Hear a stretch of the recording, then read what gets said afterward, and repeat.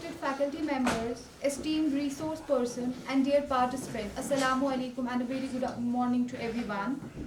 I, Iqra Rahim, research scholar from Division of Forest Products and Utilization, welcome you all to day 4 of our 1-week training program on nursery production of high-value medicinal and aromatic plants, sponsored by MSME, Government of India, New Delhi, organized by the Division of Forest Products and Utilization, Faculty of Forestry, SCOS, Kashmir. After 3 days of insightful learning and experience, today we have more interactive and practical sessions as well. So let me commence today's first session, which includes expert lectures by our esteemed resource person. It's my privilege to introduce today's first resource person, Dr. A.R. Malik, Associate Professor, Division of Forest Products and Utilization, Faculty of Forestry, SCOS, Kashmir. Dr. Malik has vast academic and field experience in the domain of medicinal and aromatic plants and has been actively involved in teaching, research, conservation and value addition of medicinal and aromatic plants. This expertise and insights have greatly contributed to this division and research. We are honored to have him with us today. With this brief introduction, I kindly invite Dr. Malik to take the stage and share his valuable insights on medicinal and aromatic plants and their post-harvest handling. Please, sir. For introducing me with the participants. Thank you, Dr. Miraj, for giving me opportunity to provide the lecture on cultivation of important medicinal plants in the division or outside the division. I start my lecture from first slide with the introduction that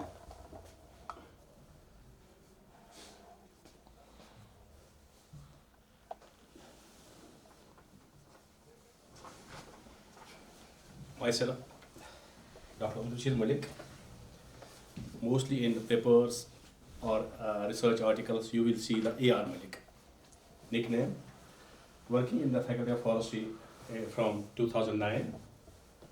I was appointed as a technical assistant in 2009 after completing PhD from Dr. Y.S. Parmar, University of Horticulture and Forestry. Then, after completing my PhD, then I joined National Institute, Himalayan Environment and Development, Almora, 2007-2009 as a postdoctoral research fellow. Then in 2009, I appointed in the university as a technical assistant and posted in Ladakh.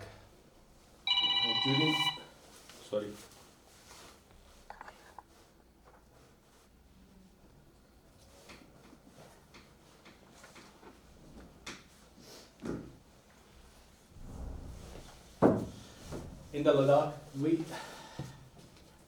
there was 2 to 3 members from the faculty from the forest division. I, Dr. Anup, which he took early retirement, and Dr. Shah Khan was there. We take the initiatives of plantation of these selects. There is mainly selects and some grasses. In 2012, I transferred from Ladakh to here, SCOS, Kashmir. At that time, the faculty was at Vadodara. From 2012 onwards, I take part in the teaching, research and extension. This is my brief introduction, and we start from this lecture. Which language you like most? आप English में सुनना चाहोगे, आप कश्मीरी सुनना चाहोगे, या आप उर्दू में सुनना चाहोगे? Sir, whatever is comfortable for you, sir. You can use mix-up languages like English as well as Kashmiri. अगर मुझे आप बोलोगे तो आप बोलेंगे इस तस्वीर में क्या है, तो आप क्या बोलेंगे? Ecosystem, sir. Ecosystem. आप लोग क्या देख रहे हैं इस तस्वीर में? Monkey, gorilla, plants. Okay. Interaction between different habitats and. इस तस्वीर में आपको क्या नजर आ रहा है? एज ए लेमैन जैसे किसी को भी बोलेंगे, अगर इसको भी बोलेंगे इस तस्वीर में आपको क्या नजर आ रहा है, तो क्या नजर आ रहा है? कॉकरोच, ठीक है। अब यहाँ पे इस सभी चीज को हम बोलते हैं प्लांट ब्लाइंडनेस। जहाँ पे प्लांट की कदर नहीं है, तो हमें यहाँ पे या मोंकी देखेगा या कॉकरोच देखेगा। ओके, जब इन चीज़ों को हम यहाँ से बाहर निकालेंगे, हमें पहले प्लांट भी बाहर निकालेंगे, हमें पहले प्लांट भी बाहर निकालने पड़ेंगे। जब हम प्लांट बाहर निकालेंगे तो कैसा दिखेगा ये वो रंग। अगर आप लोग यहाँ के किसी ने आज से पहले 5 साल या 10 साल पहले यहाँ से चक्कर किया होगा तो आपने इस पहाड़ी को देखा होगा वो कैसा था, पूरा बैरन था। मगर अब इस वक्त जो देख रहे हैं हम, इस वक्त टोटली डिफरेंट है। मगर जो इंटरेक्शन प्लांट एंड एनिमल्स है, तभी एक लाइवली एक इकोसिस्टम बनता है। That means plants plus animals. हमें वहाँ पे खाली एनिमल्स दिखे मोस्टली। अगर अब ये शायद बॉडी बैकग्राउंड से तभी इन्होंने बोला इंटरेक्शन, अदरवाइज अगर मोस्टली लोगों को बोलेंगे वो बोलेंगे वहाँ पे एनिमल्स है। अब हम क्यों बोलते हैं एनिमल्स, प्लांट्स को क्यों नहीं बोलते? अब इसमें बहुत सी रीजन है। या तो एनिमल से हमें कोई फायदा मिल रहा होगा उस वक्त, मुर्गा हो या बोके, या हमें डर लगता होगा, या हमें डर लगता होगा। प्लांट्स का क्यों नहीं बोलते? या तो हमें प्लांट की नॉलेज नहीं होती है, प्लांट की नॉलेज नहीं होती, या इससे हमें कोई खतरा नहीं महसूस होता है, तभी हम इतना इसके साथ ये वाबस्ता नहीं रखते अपने आप को कि हम बोलेंगे नहीं इसमें बायोडाइवर्सिटी है, इसमें प्लांट्स हैं या इसमें एनिमल्स है। तो इन चीज़ों को बोलते हैं प्लांट ब्लाइंडनेस। ये जो टर्म है ये इंट्रोड्यूस किया है एलिजाबेथ ने 1999 में। अब इसने यही मेजर सिम्टम्स बोले हैं कि क्यों हम इसको बोलते हैं प्लांट ब्लाइंडनेस। यहाँ पे हमें बायोडाइवर्सिटी नहीं दिखती है, प्लांट्स नहीं दिखते हैं। तो जब हम देखते हैं अर्थ का बायोमास जब देखते हैं तो मोस्टली जो बायोमास ऑफ अर्थ है वो है 99.7% जो है that is plant biomass, that is plant. Only 0.3% जो है वो है एनिमल्स, आपके ह्यूमन्स। वो खाली कितना है 0.3%। अब देखो कितने प्लांट्स हैं वर्ल्ड में, कितने प्लांट्स हैं, तो हम उन्हीं को हम अलग क्योंकि हमें वही दिख रहा है कि जहाँ से हमें कोई फ़ायदा मिल रहा है, डायरेक्ट फ़ायदा, या क्या नाम उसका खतरा महसूस हो रहा है। तो अगर हम इसकी बात करेंगे तो अगर हम एक बार ऑक्सीजन को बंद करेंगे कोई इस तरह रह सकता है? अगर एक बार इवोपरेशन का जो सिस्टम चल रहा है यहाँ पे हमारा क्या बोलते हैं इसको, हाइड्रोलॉजिकल साइकिल बंद करेंगे तो सारा दुनिया खत्म होगी। इस वक्त मस्जिद में दुआ हो रहा है, क्यों दुआ क्यों हो रहा है? बर्फ होनी चाहिए, हमारा सारा उसी पे डिपेंड है क्योंकि दैट इज द मॉइस्चर, वो प्रेसिपिटेशन है। अगर वो नहीं होगा तो जो हमारे इस हमें भी बोला है पानी कितना इंपॉर्टेंट है, तो अब इस पर हमने आगे नहीं जाएंगे। तो ये हमारा प्लांट जो ब्लाइंडनेस है, तो और जब हम बायोडाइवर्सिटी देते तो देखते हैं या बायोमास देखते हैं कितना इस प्लांट का कितना इफेक्ट है हमारी इकोसिस्टम पे। अब हमारा डायरेक्ट जो इस वक्त है वो है मेडिसिनल प्लांट के साथ ताल्लुक है। जो मेडिसिनल प्लांट्स होते हैं वो क्या होते हैं? कोई भी प्लांट, वो हर्ब हो, वो श्रब हो, या इन द नेचर प्लांट हो, ट्री हो, जिससे हमें कोई भी डिजीज क्योर हो, उसको हम बोलते हैं मेडिसिनल प्लांट। ये लेमन लैंग्वेज। जैसे कि हम पुदीना खाते हैं, हम उसकी चटनी बनाते हैं, बोलते हैं लोग, या दूध में डालते हैं, डाइजेशन हो जाती है, दैट इज मेडिसिनल प्लांट। ये मिसाल मैंने आपको, कोई भी प्लांट हो जिससे हमें क्योर हो डिजीज, या जिससे हमें फ़ायदा हो अपने इंटरनल लाइफ या एक्सटर्नल लाइफ में, उसको बोलते हैं मेडिसिनल प्लांट। अब इस सेक्टर की बात हम करें, इसको बोलते हैं ग्रीन बायो इकोनॉमी, क्योंकि ये ग्रीन है, इकोनॉमी को हमारा इंक्रीज कर रहा है। तो कितना कर रहा है वो आगे हम पढ़ेंगे। इसको इसी सेक्टर को बोलते हैं ग्रीन इकोनॉमी और बायो इकोनॉमी। दैट इज, इसमें बायोलॉजिकल रिसोर्स इन्वॉल्व है, इसमें बायोलॉजिकल रिसोर्सेज इन्वॉल्व है। जब हम प्रेजेंटली देखेंगे 126 billion US dollars world trade इस वक्त हो रहा है। कितना? 126 बिलियन डॉलर्स, और एक्सपेक्टेड टू 7 ट्रिलियन बाय 2025। अब यहाँ पे एक क्वेरी खड़ा हो रही है, इस वक्त जो है 126 बिलियन डॉलर्स ट्रेड हो रहा है, expected to raise 7 trillion. That means हमारा जो सारा प्रेशर होगा कलेक्शन का, वो किस पे पड़ेगा? मेडिसिन बायोडाइवर्स पे। हम यहाँ पे बायोडाइवर्स पे, मगर अब इसमें क्या करना है? कंजर्व करना है। तो कंजर्व कैसे करेंगे वो आगे हम पढ़ेंगे। जो हमारा डिस्ट्रीब्यूशन है, ये आप लोगों ने अभी तक बहुत बार पढ़ा होगा, मुझे मेरे ख्याल से याद भी होगा। जो हमारा डिस्ट्रीब्यूशन है मेडिसिनल प्लांट का वर्ल्ड और क्या नाम उसका इंडिया में, वो जब हम नेटिव फ्लोरा वर्ल्ड की बात करेंगे, इट इज़ 2,97,000 वर्ल्ड फ्लोरा है वर्ल्ड में। और जब क्या नाम इंडिया की बात करें, दैट इज 17,000। ये आपको जो बॉटनी बैकग्राउंड से होंगे या जिसको इस फील्ड में जाना होगा तो वो यही चीज़ें याद रखेगा। 2,97,000 है हमारा native flora in the world. India में 17,000 और इंडियन हिमालयाज में 8,000। जो हमारा हॉट स्पॉट्स है, इंडियन हिमालयाज जो है वो भी एक हॉट स्पॉट है हमारे इंडियन हिमालयाज। जैसे कि यहाँ पे उसमें कश्मीर भी आता है हिमालयाज में, अपना हिमाचल भी आता है, उत्तराखंड आता है, जो भी हिमालय बेल्ट है वो हॉट स्पॉट है। सर ये जो डाटा है sir this is of 1996 at present. अगर हम देखेंगे सर 2025 में अभी सर मतलब I think as per Botanical Survey of India in India there are रफली अराउंड 8,000 मेडिसिनल प्लांट्स। इसमें सर कोई डाटा वेरिएशन है या this is the authentic data which we can rely on? No, this is authentic data. ये reference is already given. अभी sir present में भी sir इतने प्लांट्स कम ही हो जाएंगे, न कि बढ़ेंगे। Exactly sir that was my point. कम ही हो जाएंगे।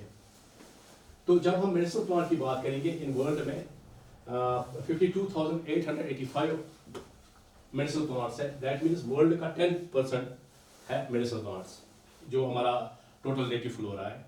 जब हम इंडिया की बात करेंगे that is 77,500 as per the Indian system of medicine की जो यूज हो रहा है। जब हम हिमालय की बात करेंगे दैट इज 1748। दो रेफरेंस यहाँ पे दी है, आप इनको नोट कर सकते हैं, इन रेफरेंस में उतारा गया है।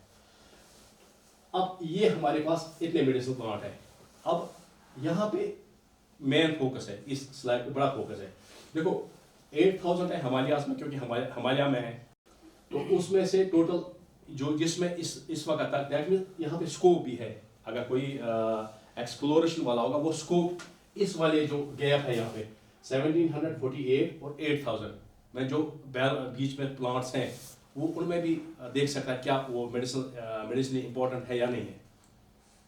बॉटनी वाला कोई भी जो या हमारे डिवीजन का कोई भी देख सकता है इसमें कोई गैप है, वो इसको इंक्रीज कर सकता है, इस वाले पोर्शन को वो इंक्रीज कर सकता है।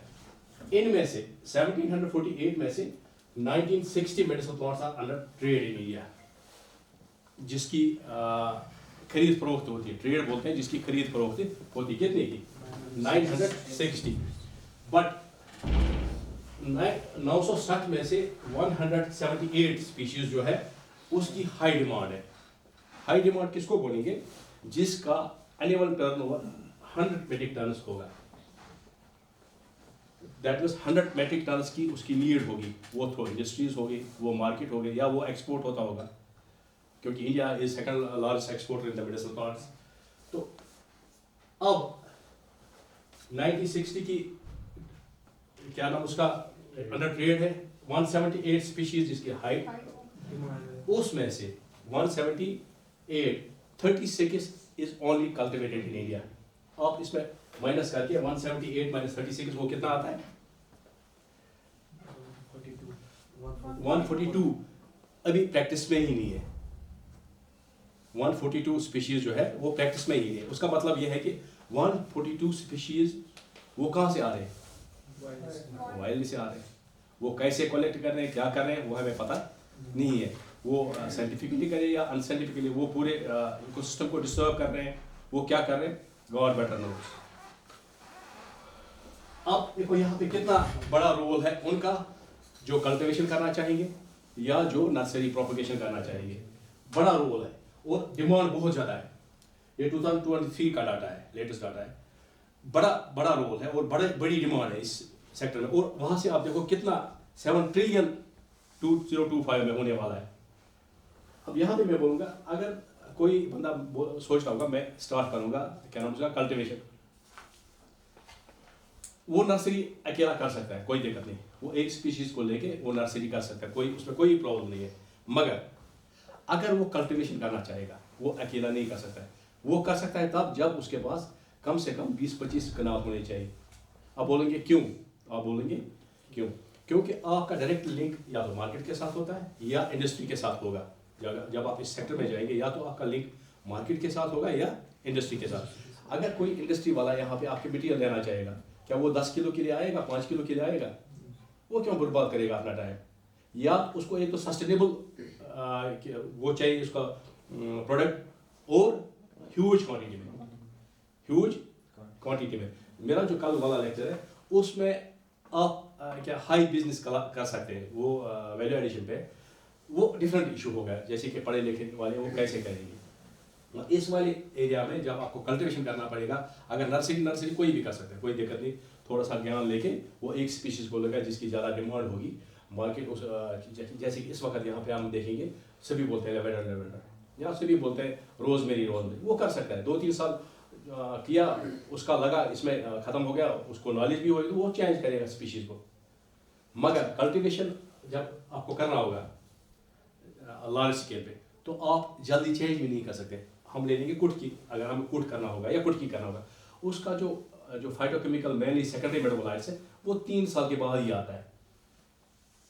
आपको मैं ऐसे समझाऊंगा उसमें, जैसे हमारा पैडी होता है, क्या पैडी हम जून जुलाई में कल वो हार्वेस्ट कर सकते हैं? नहीं कर सकते। क्यों? उसका मेन कंटेंट क्या है? राइस, जिसको पैडी बोलते हैं। वो कब आता है? वो तो अक्टूबर में। वो कब, किसके बाद? वो आता है फ्लावरिंग के बाद। अब इसमें एक फंडा है जो मैंने आज तक, जो मेरा एक्सपीरियंस है, ये लोग नहीं बोलते, मेरा एक्सपीरियंस जो, जब भी फ्लावरिंग में प्लांट आएगा, जब भी फ्लावरिंग में एक प्लांट, उसके बाद उसके एक्टिव कंटेंट्स इंक्रीज होते हैं। बायो एक्टिविटी जो उसमें होती है, सेकेंडरी मेटाबोलाइट्स जिनको बोलते हैं, वो तभी आते हैं। अगर उसमें फ्लावरिंग नहीं आती है, दैट मीन्स उसमें बायो एक्टिव कंपाउंड्स, जो मैंने महसूस भी किया, जो मैंने अपने रिसर्च में पाया भी, ये आपको बुक में नहीं मिलेगा, कहीं पे भी नहीं मिलेगा। This is the practical thing जो मैंने पाया। तो उसके बाद आप उसको, अब आप देखो किसी भी हाई एल्टीट्यूड प्लांट की बात लो, जब आप लगाओगे 1 साल कुछ भी नहीं होगा, वो छोटा इतना रहेगा। दूसरे साल कभी आ सकता है फ्लावरिंग, नहीं भी आ सकता। तीसरे साल 100% फ्लावर आनी ही आनी है। दैट मीन्स हमें हार्वेस्ट कब करना है? वो 3 साल के बाद। कितने साल के बाद? आप बंदा तो उतना इंतजार तो करेगा नहीं, उसको जल्दी चाहिए, फास्ट। तभी हमारे जो हाई एल्टीट्यूड मेडिसिनल प्लांट है, तभी लोग कल्टीवेट नहीं कर पा रहे। एक तो रिसोर्सेज नहीं है, इतनी जगह भी नहीं। अब ये कहाँ पे कल्टीवेट होगा? वो उन जगहों पे जहाँ कोई चीज़ कल्टीवेट नहीं हो रहा है। जैसे हमारे पास बेकार ज़मीन आई, जहाँ पे हमें कई ज़मीन बेकार पड़ी होगी, चलो हमें बेकार लगा लेते हैं, करना कुछ नहीं है। अब ये ऐसा क्रॉप है, ये न इसको कीड़ों से कुछ होता है, न इसको जानवर खाते हैं। ये इतना अच्छा इकोनॉमिकल क्रॉप है। वैसे तो वेट करना है हमें 3 साल तक, मगर इतना अच्छा इकोनॉमिकल क्रॉप है, लगा दिया, कुछ नहीं करा। 3 साल के बाद उतार के आपको खाली सर्टिफिकेट चाहिए आगे भेजने के लिए, तो आप भेज सकते हैं। तो ये 2 चीज़ आप यहाँ पे कर सकते हैं। जिस चीज़ की डिमांड है, आपको मार्केट सर्वे करके किस चीज़ की डिमांड है। अब ये डिमांड जो है ना, ये चेंज होती रहती है। अब बताओ कदे चेंज क्यों होती है? ये क्यों नहीं कॉन्स्टेंट रहती है एक चीज़ पे? देखो यहाँ पे वो निकलता, क्या नाम बोलते हैं उसको, जो चेना जाता था, गवेनियम जिसको बोलते हैं, गवेनियम जो चेना जाता था, बोरियों में जाता था। अब उन्होंने एक ही बार एक्सट्रैक्ट किया पूरा जंगलों से, एक्सट्रैक्ट किया। बोरियों के ट्रकों के ट्रक जाते थे यहाँ से चेना। अब उनके पास बहुत मटेरियल जमा रह गया, अब उसकी डिमांड ही नहीं है। अब क्या चाहिए उसमें? केमिकल चाहिए, फाइटोकेमिकल जो उससे निकल रहा है, मेनली सेकेंडरी मेटाबोलाइट जो उसको चाहिए, वो चाहिए। अब उसकी डिमांड खत्म हो गई। अब वो डिमांड 4-5 साल के बाद से, दैट मीन्स ये रोटेट करता रहता है डिमांड, अपनी डिमांड को। ये 3 साल के बाद आपकी अच्छी डिमांड रहेगी उसमें, उसके बाद आपको चेंज करना पड़ेगा ये क्रॉप। आपको चेंज, या आपको ऐसे टाइप करना पड़ेगा इंडस्ट्री के साथ, 4-5। अगर 3 साल के बाद आपने एक इंडस्ट्री को दे दिया और 3 साल के बाद दूसरी इंडस्ट्री को दे दिया। अब यहाँ पे कोई कंफ्यूजन है तो आप बोल सकते हैं, क्योंकि ये स्लाइड बड़ी इंपॉर्टेंट है। आप यहाँ पे कल्टिवेशन कर सकते हैं। इन 178 स्पीशीज़ को 144 स्पीशीज जो रहती है, उनमें से कोई भी स्पीशीज लेके उसकी मार्केट डिमांड कितना है, उसका लाइफ स्टाइल कैसा है, कैसे वो प्रोपोगेट होती है। तो एक प्रोपोगेशन के लिए आपको कम से कम 3 से 5 साल चाहिए स्टैंडर्डाइज करने के लिए। स्टैंडर्डाइज, अब कुछ जैसे लेमन टिप्स होते हैं, हमें पता है जो भी प्रोपोगेशन है वो या तो सीड से होगा, या तो कटिंग से होगा, या तो राइजोम जो होता है उससे होगा। इन 3 चीज़ों से हम भी ट्राई करते हैं। आप लोग जो जिसको करना होगा वो भी कर सकता है। आप लोग एक्सपर्ट से भी बात करके उस स्पीशीज पे जा सकते हैं। सर जो फ्लावरिंग के बाद सर फाइटोकेमिकल्स इंक्रीज होते हैं, वो सर प्लांट के हर किसी पार्ट में इंक्रीज होते हैं या किसी सिलेक्टेड प्लांट? अब डिपेंड है उसका यूजेबल पार्ट कौन सा है। उसका यूजेबल पार्ट, जैसे कि मैक्सिमम यूजेबल पार्ट जो है जो आगे वाली स्टेडी है उसमें होल प्लांट यूज़ करते हैं। ठीक sir, means as a whole sir ये इंक्रीज होता है फाइटोकेमिकल जो अब जैसे कि हम कुट की बात करें, कुट में हमें रूट यूज़ होता है, रूट यूज़ करते हैं। बाकी जो ऊपर वाला एबोग्राउंड है वो तो यूज़ करते ही नहीं, और आज तक कोई स्टडी भी नहीं है कि अब जो सेसरीन होता है वो ऊपर वाले पार्ट में निकलता है। सर जो अभी तक किसी ने नहीं जो किया। सर कुटकी है उसका सर जो मतलब जो फार्मास्यूटिकल कंपनीज हैं, कोई फार्मास्यूटिकल कंपनी है सर जो कुटकी कश्मीर से मतलब लेती है? ना, ऐसे रिपोर्टेड ही नहीं है। रिपोर्ट कुटकी है, हिमाचल से जाती है कुटकी, हाँ कश्मीर से अभी नहीं जा रहे कभी कश्मीर से नहीं जा रही है, ओके क्योंकि बेरड है ना, ये सारी इंडेंजर्ड स्पीशीज है। यस सर आप करना चाहोगे तो नेचुरली बात आपको सर्टिफिकेट लेनी पड़ेगी from this faculty, from forest, तो वो इंस्पेक्शन करके बाद हाँ आपके पास अपना है तो उसके बाद वैसे तो जाता है, अनऑफिशियली बहुत जाता है। यहाँ पे इतने प्लांट्स पड़े हैं, इतना बायोडाइवर्सिटी है, अनऑफिशियली जाता है। ऑफिशियली तो इस कुटकी का सर प्राइस कितना है पर KG? I have got that it आगे दिया है एक स्लाइड पे, ऐसे आगे मुझे लगे 1.5 किलो का है। ठीक, और यहाँ पे आप कोई कुछ क्वेरी करना चाहेंगे तो आप पूछ सकते हैं यहाँ पे इस स्लाइड में, क्योंकि ये आपका जैसे कि आपका नर्सरी हो या कल्टीवेशन इस स्लाइड से स्टार्ट होगा। ठीक, फिर मैं आपको कुछ एग्जांपल भी दे दूंगा आप कैसे कल्टीवेट करेंगे, जैसे कि मैंने 2 4 5 स्पीशीज पे काम किया, या बाकी हमारा डिवीजन का जो भी है वो मैं दिखा दूंगा आपके आगे। ठीक है, इसमें कुछ भी नहीं है पूछने के लिए। आपको कुछ पूछना है? हमारे इसको इधर जो लास्ट, जब हम ग्लोबल इकोनॉमिक डाटा देखते हैं मेडिसिन प्लांट का, ये लेटेस्ट वाला है, कल ही मैंने निकाला है कहीं से, तो जो 440 टू 450 बिलियन जो ट्रेड इस वक्त हो रहा है 2024-2025 का है, प्रोजेक्टेड है 203,900 USD डॉलर्स। एनुअल ग्रोथ जो है इसकी मेडिसिन प्लांट की जनरल व्यू है 8% ये इंक्रीज हो रहा है पर ईयर। जब हम बाकी क्रॉप्स की बात करेंगे उनका जो CGR है, एनुअल ग्रोथ रेट जो है उनका वो 1%, 2%, 3% होता है। अब देखो इसका कितना इस वक्त ट्रेंड चल रहा है। अब ये क्यों हो रहा है? क्योंकि सारे नेचुरल प्रोडक्ट चाहते हैं, क्योंकि लोग इतने तंग आ गए, क्या नाम उसका, बाकी इंग्रेडिएंट जो सारा मिक्सअप हो रहा है। अगर आप हल्दी ले लेंगे मार्केट से, उसमें पता है आप उसमें ये डाला होगा, अब ये डाल, क्योंकि हर एक चाहता है नेचुरल प्रोडक्ट चाहिए, हमें साफ शुद्ध चाहिए, तभी इसमें ज़्यादा वो डिमांडिंग हो गया ट्रेंड। मेजर जो एक्सपोर्टर है इसमें चाइना है, अपना इंडिया और जर्मनी जो मेजर एक्सपोर्टर है, किसमें? मेडिसिन और एरोमेटिक प्लांट्स में। जो इंडियन का जो स्टैट्स है इकोनॉमिक इस मेडिसिन और एरोमेटिक प्लांट्स में 10 to 12% ऑफ ग्लोबल जो ट्रेड हो रहा है, वो एक्सपोर्ट जो हो रहा है वो हो रहा है इंडिया में। जो टोटल ट्रेड हो रहा है मोस्टली एक्सपोर्टेड बाय चाइना। अब देखो चाइना कितना चालाक है, यहाँ से उन्होंने गवेरियम लेके अपने कंट्री में रखा, वो वहाँ से उसको एक्सट्रैक्ट बना के फिर वो एक बोतल में बेचते हैं अरबों का मटीरियल। वो हम भी कर सकते हैं, मगर हमारे पास उतने रिसोर्सेज होने चाहिए, उतना एक्सपर्टाइज होना चाहिए उस चीज़ को करके। अभी हम राह कर रहे हैं जिसको बोलते हैं डायरेक्ट वैल्यू एडिशन। वो आगे इंशाल्लाह अगर कल मिला मौका मैं पढ़ाऊँगा डायरेक्ट क्या होता है, इनडायरेक्ट क्या होता है, कैसे हम बढ़ेंगे, वो लोग करने हैं हाई लेवल वैल्यू एडिशन। हम अगर यहाँ पे डायरेक्ट वैल्यू एडिशन भी करेंगे वो भी काफ़ी अच्छा है, क्योंकि क्या करते हैं डायरेक्ट में, क्या खाली लाना है, सुखाना है, साफ करना है, अच्छे से पैक वैक करके हमें भेजना है उसको, क्योंकि वो ख़राब ना हो जाए, क्योंकि इसमें मॉइस्चर अगर एक बार लगा तो कीड़ा लगे ख़त्म हो गया। और जो ये मिलियन ऑफ फार्मर्स को प्रोवाइड करता है। अब यहाँ पे क्वेरी खराब होती है, जो मिलियन ऑफ फार्मर्स वो कौन से हैं? हमारे हिमालयाज में मोस्टली कश्मीर में ऐसे फार्मर नहीं है कि जिनको इनकम जनरेशन हो रहा है इस वक्त तक मेडिसिन प्लांट्स। हिमाचल की बात ले लो, वहाँ बड़े बड़े फार्म्स हैं कुटकी के, आपके कोट के। यहाँ पे अभी वो चल रहा है, जहाँ आप कल गए थे, वो बोल रहे हैं हमने इतने फार्मर्स को ट्रेन किया, उन्होंने इतना लगाया, मगर नज़रों में मेरी नज़रों में नहीं आ रहा, हो सकता होगा किया होगा, गॉड बेटर नोज।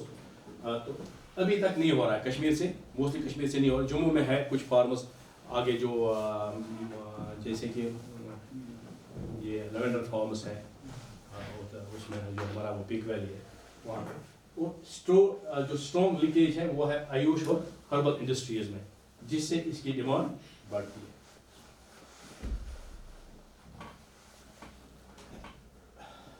ये भी थ्रू आउट इंडिया ये करता है। मोस्टली जो हमारे उत्तराखंड है या हमारा हिमाचल है, वहाँ पे 15-30% house hold income from this medicine aromatic cultivation. और अगर यहाँ पे देखेंगे, यहाँ पे जो हमारे वो वो आते हैं पशु चराने के लिए, वो भी क्विंटलों में ले जाते हैं, मगर वो कहीं पे नोट नहीं होता है। ये इंटरप्रेन्योर वैल्यू एडिशन छोड़ दो इसको। अब एक स्टडी यहाँ पे हुई है, उसमें डॉक्टर कश्मीर यूनिवर्सिटी का अंजर गुरु एंड इटाल, बहुत से लोग थे इसमें। मैंने एक थोड़ा सा पार्ट किया, ज़्यादा नहीं किया मैंने इसमें, थोड़ा सा पार्ट मेरा भी है। उन्होंने एक दिन अखबार में देखा, ज़ाहिरुद्दीन ने एक आर्टिकल पब्लिश किया था, उसने लिखा था 5000 medicinal aromatic plants in the Kashmir valley. तो हर एक चीज़ पे नज़रें होती है लोगों की। अगर आप कुछ अखबार में छापोगे, नज़रें होती है लोगों की, इन्होंने क्या लिखा है। हमारे जैसे सारे नहीं है कि हम छोड़ा दफा करो, ऐसे नहीं होते सारे लोग। उन्होंने कहा 5000, ये तो बहुत बड़ी डाइवर्सिटी। आप ऊपर से देख रहे हैं, हमारे पास खाली क्या नाम उसका टोटल जो हम ये 1700 समथिंग है। टोटल जो मेडिसिनल प्लांट्स है हमारे हिमालयाज में 1700 समथिंग, यहाँ तो ये 5000 बोल रहा है, और भी ग्रेटर कश्मीर में। क्यों ना हम इसी पे काम करें, कितने हैं टोटल। तो उन्होंने काम स्टार्ट किया, उन्होंने एक परफॉर्मा डिवाइस किया। परफॉर्मा क्या था, what is the diversity of medicinal plant species in Kashmir Himalaya. एक क्वेश्चन उनका ये था, कितना डाइवर्सिटी है मेडिसिनल प्लांट कश्मीर में। Where are these medicinal plant distributed in the region, कहाँ पे ये डिस्ट्रीब्यूटेड है। क्योंकि हमारे पास 3 रीजन तब थे, Kashmir, Jammu and Ladakh. What are the pot of medicinal plant, कौन सा पॉट यूज होता है। अगर हमारे पास इतने तो कितने हैं, कहाँ पे है और कौन सा पॉट यूज होता है। What are the human disease against which use, किस ह्यूमन डिजीज। क्योंकि अगर मैंने कोई पब्लिश किया है आर्टिकल तो वो वैलिड हो गया, कोई भी पब्लिश करता वो वैलिड हो गया। अब वहाँ पे अखबार में आए वो दैट इज वैलिड। अब उसके खिलाफ बोलना बड़ा मुश्किल होता है जब तक इंसान को अथॉरिटी नहीं होगी, या वो उस पर पूरा दैट मीन्स वो पूरा तैयार नहीं होगा, वो प्रूफ होगा। तो किस डिजीज के खिलाफ, how many MAPs are threatened और नीड टू कंजर्वेशन, कितने थ्रेटेड है और कितनी को जरूरत है कंजर्वेशन की, जो इस वक्त आपको नहीं मिल रहा है। अब पहले क्या होता था, चलो जब वो वहाँ पे आएगी, देखो उन्होंने डाटा बेस जो लिया वो कैसे लिया, उन्होंने डाटा बेस जो उनका था वो कैसे, जैसे कि वहाँ पे स्पीशीज़ है, कोई भी स्पीशीज़, उसके बाद उन्होंने देखा इसका डिस्ट्रीब्यूशन रेंज क्या है। अगर वो स्पीशीज़ कोई भी स्पीशीज़ एक्वानेटम हम ले लेंगे, उन्होंने जब पूरा सर्वे किया कंप्रेहेंसिव, उन्होंने देखा कहाँ कहाँ पे है। जैसे कि कुछ पेपर उनको मिले, उन्होंने जम्मू में कहाँ पे है, या कश्मीर में कहाँ, या लद्दाख में कहाँ है, पहले रेफरेंसेस भी देखे, उसके बाद खुद भी देखा क्या वो अवेलेबल वहाँ पे है। ये 3 चीज़ें, उसके बाद उसका वैल्यू कितना वो लोग यूज़ उसको कर रहे हैं, RFC वैल्यू, हैबिट कैसा था उसका, या फैमिली पॉट यूज़ कौन सा हो रहा है और किस डिजीज़ के खिलाफ वो, ये उनका फॉर्मेट था। जो सर्वे, जो कंप्रहेंसिव सर्वे हुई, जो 5000 जिन्होंने बोला था उसके खिलाफ, तो ये चीज़ें उन्होंने ली एज अ डाटा बेस। हम ये चीज़ें करेंगे हर एक स्पीशीज़ जो वो देखेंगे इन 3 रीजनों में। तो मैसेज क्या है, मैसेज ये है कि उन्होंने टोटल ऑफ 1123 प्लांट स्पीशीज पाए अपने जम्मू कश्मीर में, उसमें लद्दाख भी था, जम्मू भी था और कश्मीर भी था। 564 जनरल और 127 फैमिलीज उसमें थी जो प्रैक्टिस हो रही थी, तो हर्बल हीलर्स या जो ट्रेडिशनल एथनोबॉटनिस्ट वो कर रहे थे इन जम्मू कश्मीर एंड लद्दाख। अब उन्होंने जो वर्क यहाँ पे हुआ था फ्रॉम 1900 to 1980 to 2015, वो सारा कंसिडर किया और खुद भी सर्वे की। और उन जो ये वर्क था, ये था जो खूरी इट ऑल 2009 to 2016, ये उन्होंने यहाँ 2009 से 2016 तक अपना काम स्टार्ट किया और इन चीज़ों को कंसिडर में किया। सारी रेफरेंसेस वो कहीं कश्मीर से थी, कहीं लद्दाख से थी, या कहीं जम्मू से थी। Sir this was with the botany department. हाँ, बॉटनी डिपार्टमेंट, कश्मीर यूनिवर्सिटी। तो उन्होंने एट लास्ट वो किसके खिलाफ वो कर रहे थे, जो 5000 में लिखा था वहाँ पे, उसके खिलाफ एट लास्ट उन्होंने क्या पाया। अच्छा, उन्होंने और एक चीज़ किया, क्राइटेरिया फॉर प्रीवियस वर्क। अब क्राइटेरिया क्या क्या उन्होंने सेलेक्ट किए, हम अगर प्रीवियस वर्क को ले लेंगे एज अ रेफरेंस मटेरियल, क्या क्या क्राइटेरिया होने चाहिए। एक क्राइटेरिया था traditional communities with in the 3 region, कौन सा काम हुआ इन 3 रीजन्स में। Past record of medicinal use, अगर कहीं पे यूज होता, जैसे कुछ स्पीशीज थी उनका कोई पास्ट रिकॉर्ड नहीं था, ये यूज नहीं हो रही मेडिसिन, उन्होंने उनको डिस्कार्ड कर दिया, उन्होंने उसको अपने रेफरेंस लिस्ट में खाली वेस्कुलर प्लांट्स को कंसिडर किया, रेफरेंसेस, सेमिनार, सिम्पोजियम, समरीज और रिपोर्ट्स, ये जो रेफरेंसेस थे कहीं पे सेमिनार थे वो भी एक्सक्लूड किए, या वो स्पीशीज जहाँ जिसका कोई मेडिसिनल वैल्यू वो भी एक्सक्लूड, ये चीज़ें उन्होंने अपने जो उनका वर्क था उन्होंने एक्सक्लूड किया। और प्रेजेंटली क्या किया, जिसका कोई ट्रेडिशनल रिकॉर्ड होगा मेडिसिनल प्लांट यूजेज में या जिसकी कोई प्रॉपर पब्लिकेशन होगी वो उन्होंने कंसिडर किया।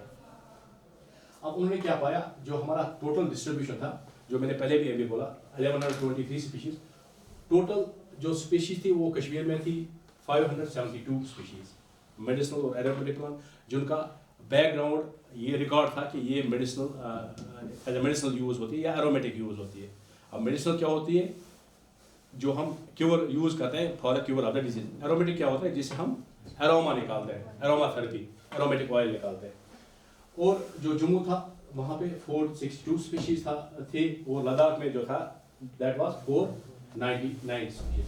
अब फिर उन्होंने क्या देखा, उसमें कॉमन थे तीनों रीजन में 79 स्पीशीज कॉमन थी, जो कश्मीर, जम्मू एंड लद्दाख, और क्या नाम उसका 114 कॉमन थी कश्मीर और जम्मू में, 107 कॉमन थी कश्मीर और लद्दाख में, और 21 थी कॉमन जम्मू और लद्दाख में। ये था total biodiversity of the Kashmir, Jammu Kashmir और लद्दाख। अब इसके साथ साथ उन्होंने क्या किया, as per the International Classification of Primary Care, ये स्पीशीज कहाँ कहाँ पे यूज होती थी अगेंस्ट द डिजीजेस, ये डिफरेंट डिजीज दिए थे। जो उनका हैबिट था, हैबिट जो स्टडी किया था, जो हमारे हर्ब्स थे टोटल इसमें 1123 स्पीशीज में से हर्ब्स जो थे that was 78%। That mean mostly जो मेडिसिनल प्लांट्स थे वो थे हर्ब्स, और श्रब्स थे 10%, सब श्रब्स थे 1.3% और ट्रीज थे 10%। ये था हैबिट उसका, जो हमारे पास मेडिसिनल प्लांट जो बायोडाइवर्सिटी है जम्मू कश्मीर और लद्दाख में। इस वक्त जो रेफरेंस जो चल रही है वो यही है 1123 स्पीशीज, और जो हमारा यहाँ पे सेंटर ऑफ एक्सलेंस है वो भी इस पे काम कर रहा, हो सकता है वो इंक्रीज करे, वो मुझे पता है, या डिक्रीज भी कर सकते हैं, तो इनको शायद थोड़ा सा उसके बारे में नॉलेज होगी। वो इस पे काम कर रहे हैं कितना बायोडाइवर्सिटी है, तो मे बी वो इसकी भी रेफरेंस ले लेंगे। इन्होंने बोला है 1123 स्पीशीज है, तो ये है टोटल इसका हैबिट का कितना है, हमारा जो यहाँ पे डाइवर्सिटी है कितना है। अब यहाँ पे एक चीज़ है जो हमारा टोटल है 2200 हिमालयाज में। अब देखो हमारा रोल कितना बड़ा है, आधा यहाँ पे ही है, आधा हमारे जम्मू कश्मीर में ही है, आधा ऑलमोस्ट आधा है ना, 1100 समथिंग, आधा ऑलमोस्ट। अब जब देखिए उसका जो और एक पार्ट था स्टडी का, कौन सा पार्ट मोस्टली यूज होता है मेडिसिन, जो हमारे मोस्टली होल प्लांट, ये लिखा है इसका WP is the whole plant, 440 पूरा होल प्लांट यूज होता था। अब यहाँ पे प्रॉब्लम, यहाँ पे क्रिएट एक प्रॉब्लम होती है, जब होल प्लांट को निकालते हैं वहाँ पे आपका न रूट रहता है न स्टेम रहता है, कोई निशानी नाम निशानी नहीं रहता है। अच्छा, उससे ज़्यादा और टफ है, चलो यहाँ पे तो सारा निकाल, उसके बाद और एक क्राइटेरिया है जहाँ पे आप एबव ग्राउंड निकालते हैं। अगर कहीं पे वहाँ पे एक फ़ायदा है कि एबव ग्राउंड निकाल दिया, बिलो ग्राउंड रहे, क्योंकि उससे रीजनरेट होता है। अब जो इस वक्त आपको मेडिसिन प्लांट मिल रहे हैं जंगलों में वो वही वाले हैं मैक्सिमम ऑलमोस्ट, जो एबव ग्राउंड यूज़ हो रहे हैं। तो अगर कोई बिलो ग्राउंड है वो टोटली फिनिश ही हुआ है। जब बिलो ग्राउंड की बात आती है तो वहाँ तो कुछ रहता ही नहीं। अगर कहीं पे थोड़ा सा उसका कहीं पे स्टेम रहा होगा या रूट रहा होगा तो मे बी वो आ सकता है वहाँ से या नहीं आ सकता है, वो पता नहीं, मगर वो ये मेन प्रॉब्लम है हमारे यहाँ पे। एक्सट्रैक्शन कौन सा पार्ट यूज़ कर रहे हैं हम प्लांट का, और ये जो 440 है उसमें रूट भी निकाल रहे हैं, स्टेम भी निकाल रहे हैं, सारा plant, that means may be वो मिलेगा भी नहीं भी मिलेगा, आगे वाले टाइम में सस्टेन रहेगा। बाकी ये है part use as per the survey and study. अब कंजर्वेशन जो प्रायोरिटी थी वो इंडिज्म, ये इन्होंने पैरामीटर्स लिए थे, कौन से हम कैसे हम कंजर्व करेंगे प्लांट्स को, क्या क्या पैरामीटर्स हम कंसिडर करेंगे। उसमें था endemism, health status, use value and mode of harvesting. ये जो चार थे ये थे parameters on the base of conservation priorities. अब जो हमारा इंडिज्म है। अब इंडिज्म टू वेस्टर्न हिमालयाज, कौन से स्पीशीज जो वेस्टर्न हिमालयाज में आपका जो ये हिमालय बेल्ट आता है वो सारा आता है, नॉर्थ वेस्ट हिमालय सारा बेल्ट आता है। इंडिमिक टू हिमालय जो हमारा रेंज है, वेस्टर्न हिमालय और हिमालय में distribution range across the Himalaya following in the Pakistan, India, China, Nepal and Bhutan.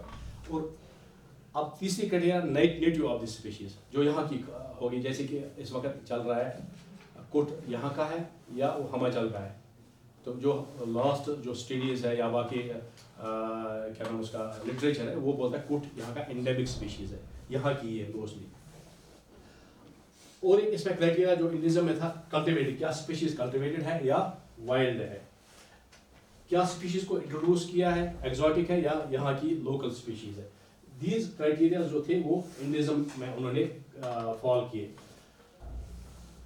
उन्होंने ये जैसे कि efloras.org पे भी देखा क्या उसका इंडिज्म कैसा है, वो कहाँ से, इन्होंने क्या लिखा था, उन्होंने क्या ये वो वेस्टर्न हिमालय का है या वो हिमालयाज का है या वो नेटिव है किसी स्पेसिफिक रीजन की, या वो कल्टिवेटेड स्पीशीज़ है या वाइल्ड स्पीशीज़ है या एक्सोटिक है, इंट्रोड्यूस्ड स्पीशीज़। दूसरा जो था उनका था that was the threat, conservation में थ्रेट था, threat status as per the ICR, उसका एक्सटेंशन कितना है, कितना इसका थ्रेट है, क्या वो रियल है, क्या वो थ्रेटेंड है, क्या वो इंडेंजर्ड है, क्या वो क्रिटिकली इंडेंजर्ड है, क्या था उन्होंने पे इस पर वो किया। उसके बाद speech was higher threat category like more prone to action. अब और एक चीज़ उन्होंने बोला जो जिसमें जितना थ्रेट होगा उतना ही वो प्रोन टू एक्सटेंशन होगा, वो पता ही है, जिसमें जितनी की डिमांड होगी जिसमें उसकी उतना हम निकालेंगे, एक्सट्रैक्ट करेंगे, उतना वो गायब होगा नेचर से। 5 categories of threat stats were used to assign the different score। उन्होंने 5 कैटेगरी की है उसमें और फिर स्कोरिंग जैसे कि हाईएस्ट थ्रेट को 1 दे दिया, तो उसके हिसाब से उसने उसको स्कोरिंग करके बोला किस में कंजर्वेशन प्रायोरिटी ज़्यादा है, ये उसी के लिए था। आप किस स्पीशीज़ को कंजर्व करना पड़ेगा और किसको, इसमें भी उन्होंने थोड़ा सा कहीं पे हुआ है, अब मे भी नया स्टडी जो आएगा इसमें वो एक्यूरेट बता पाए, क्योंकि तब 2009-2015 तक उतना नहीं था इस पर ज़्यादा फोकस, मेडिसिन पर उतना फोकस, इस वक्त बहुत ज़्यादा फोकस है। अगर थोड़ा भी इस वक्त डाइवर्ट होगा तो पूरी दुनिया खड़ा हो जाएगी, आपने कैसे ऐसे बोला कि उस वक्त उन्होंने लिस्ट नहीं किए हैं कुछ प्लांट्स इसमें जिनका बड़ा ज़्यादा नीड है कि हम उनको कंजर्व करें, प्रायोरिटी है उनकी स्पीशीज़ की। आगे आप देखोगे भी देन यूज़ वैल्यू कितना यूज़ हो रहा है वो, और देन मोड ऑफ फॉरेस्टिंग, क्या हम रूट निकाल रहे हैं, राइजोम निकालते हैं या हम अपर ग्राउंड निकाल रहे हैं या कौन सा पार्ट निकाल रहे हैं जो हमें यूज़ हो रहा है। मोड ऑफ फॉरेस्टिंग भी एक पैरामीटर था फॉर द कंजर्वेशन। इन्होंने ये टॉप मोस्ट प्रायोरिटी दे दी थी medicinal aromatic plants for the conservation.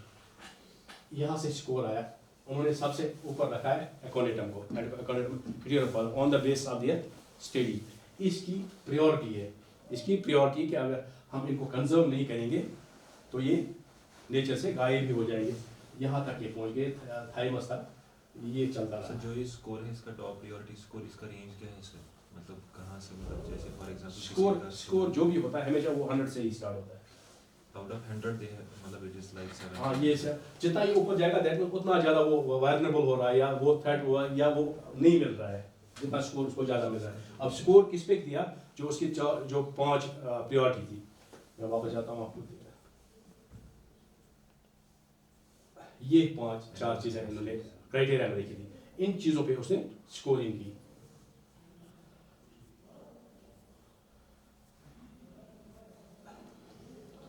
ये इन्होंने यहाँ पे कुछ डायग्राम्स भी रखे हैं प्लांट्स की, तो पता नहीं आपको दिखेंगे भी या नहीं भी दिखेंगे। अगर किसी को नज़र तेज़ होगी तो वो देख सकता है इन चीज़ों को। नंबर 1 है एकोनेटम। थोड़ा सा आपकी आइडेंटिफिकेशन के लिए आप इसको फ़ोटो भी उठा सकते हैं, थोड़ा सा फिर जूम करके आप इसको देख सकते हैं इस स्लाइड को। बड़ी अच्छी स्लाइड है क्योंकि अगर आप नेचर में जाएंगे तो आपको आइडेंटिफाई हो जाएंगे, कम से कम 30-31 स्पीशीज़ तो आपको आइडेंटिफिकेशन में ईजी हो जाएंगे। ये 30-31 स्पीशीज़ जो नीचे लिस्ट किया है, ऊपर से उसका फोटोग्राफ भी दिया है, आप इसका फ़ोटो खींच सकते हो। ठीक है, अब यहाँ पे आया नीड ऑफ द कल्टिवेशन। हमें क्यों है नीड, ज़रूरत क्यों पड़ी? क्योंकि ज़रूरत इसलिए पड़ी क्योंकि डिमांड बहुत ज़्यादा है। जो हमारा क्या नाम उसका जो डिमांड इंडस्ट्रीज या एक्सपोर्ट डिमांड है तो वो दिन ब दिन इंक्रीज हो रही है, तो तभी हमें नीड पड़ रही है इसकी मेडिसिन का कंजर्व करना पड़ेगा रिसोर्स को, क्योंकि हम सारा वाइल्ड से निकाल रहे हैं। Only 23 species are cultivated presently. अगर वो देखें तो हमारा सारा पूरा रिसोर्स जो बायोलॉजिकल रिसोर्स वो सारा खत्म हो जाएगा। उसको बचाने के लिए बड़ी डिमांड है कि हमें कल्टिवेट करना पड़ेगा। अब कल्टिवेशन किस सिलसिले में, वो क्या वो नर्सरी बेस पे होगा या वो लार्ज स्केल पे, वो डिपेंड करेगा एज ए एंटरप्रेन्योर या फार्मर पे डिपेंड करेगा।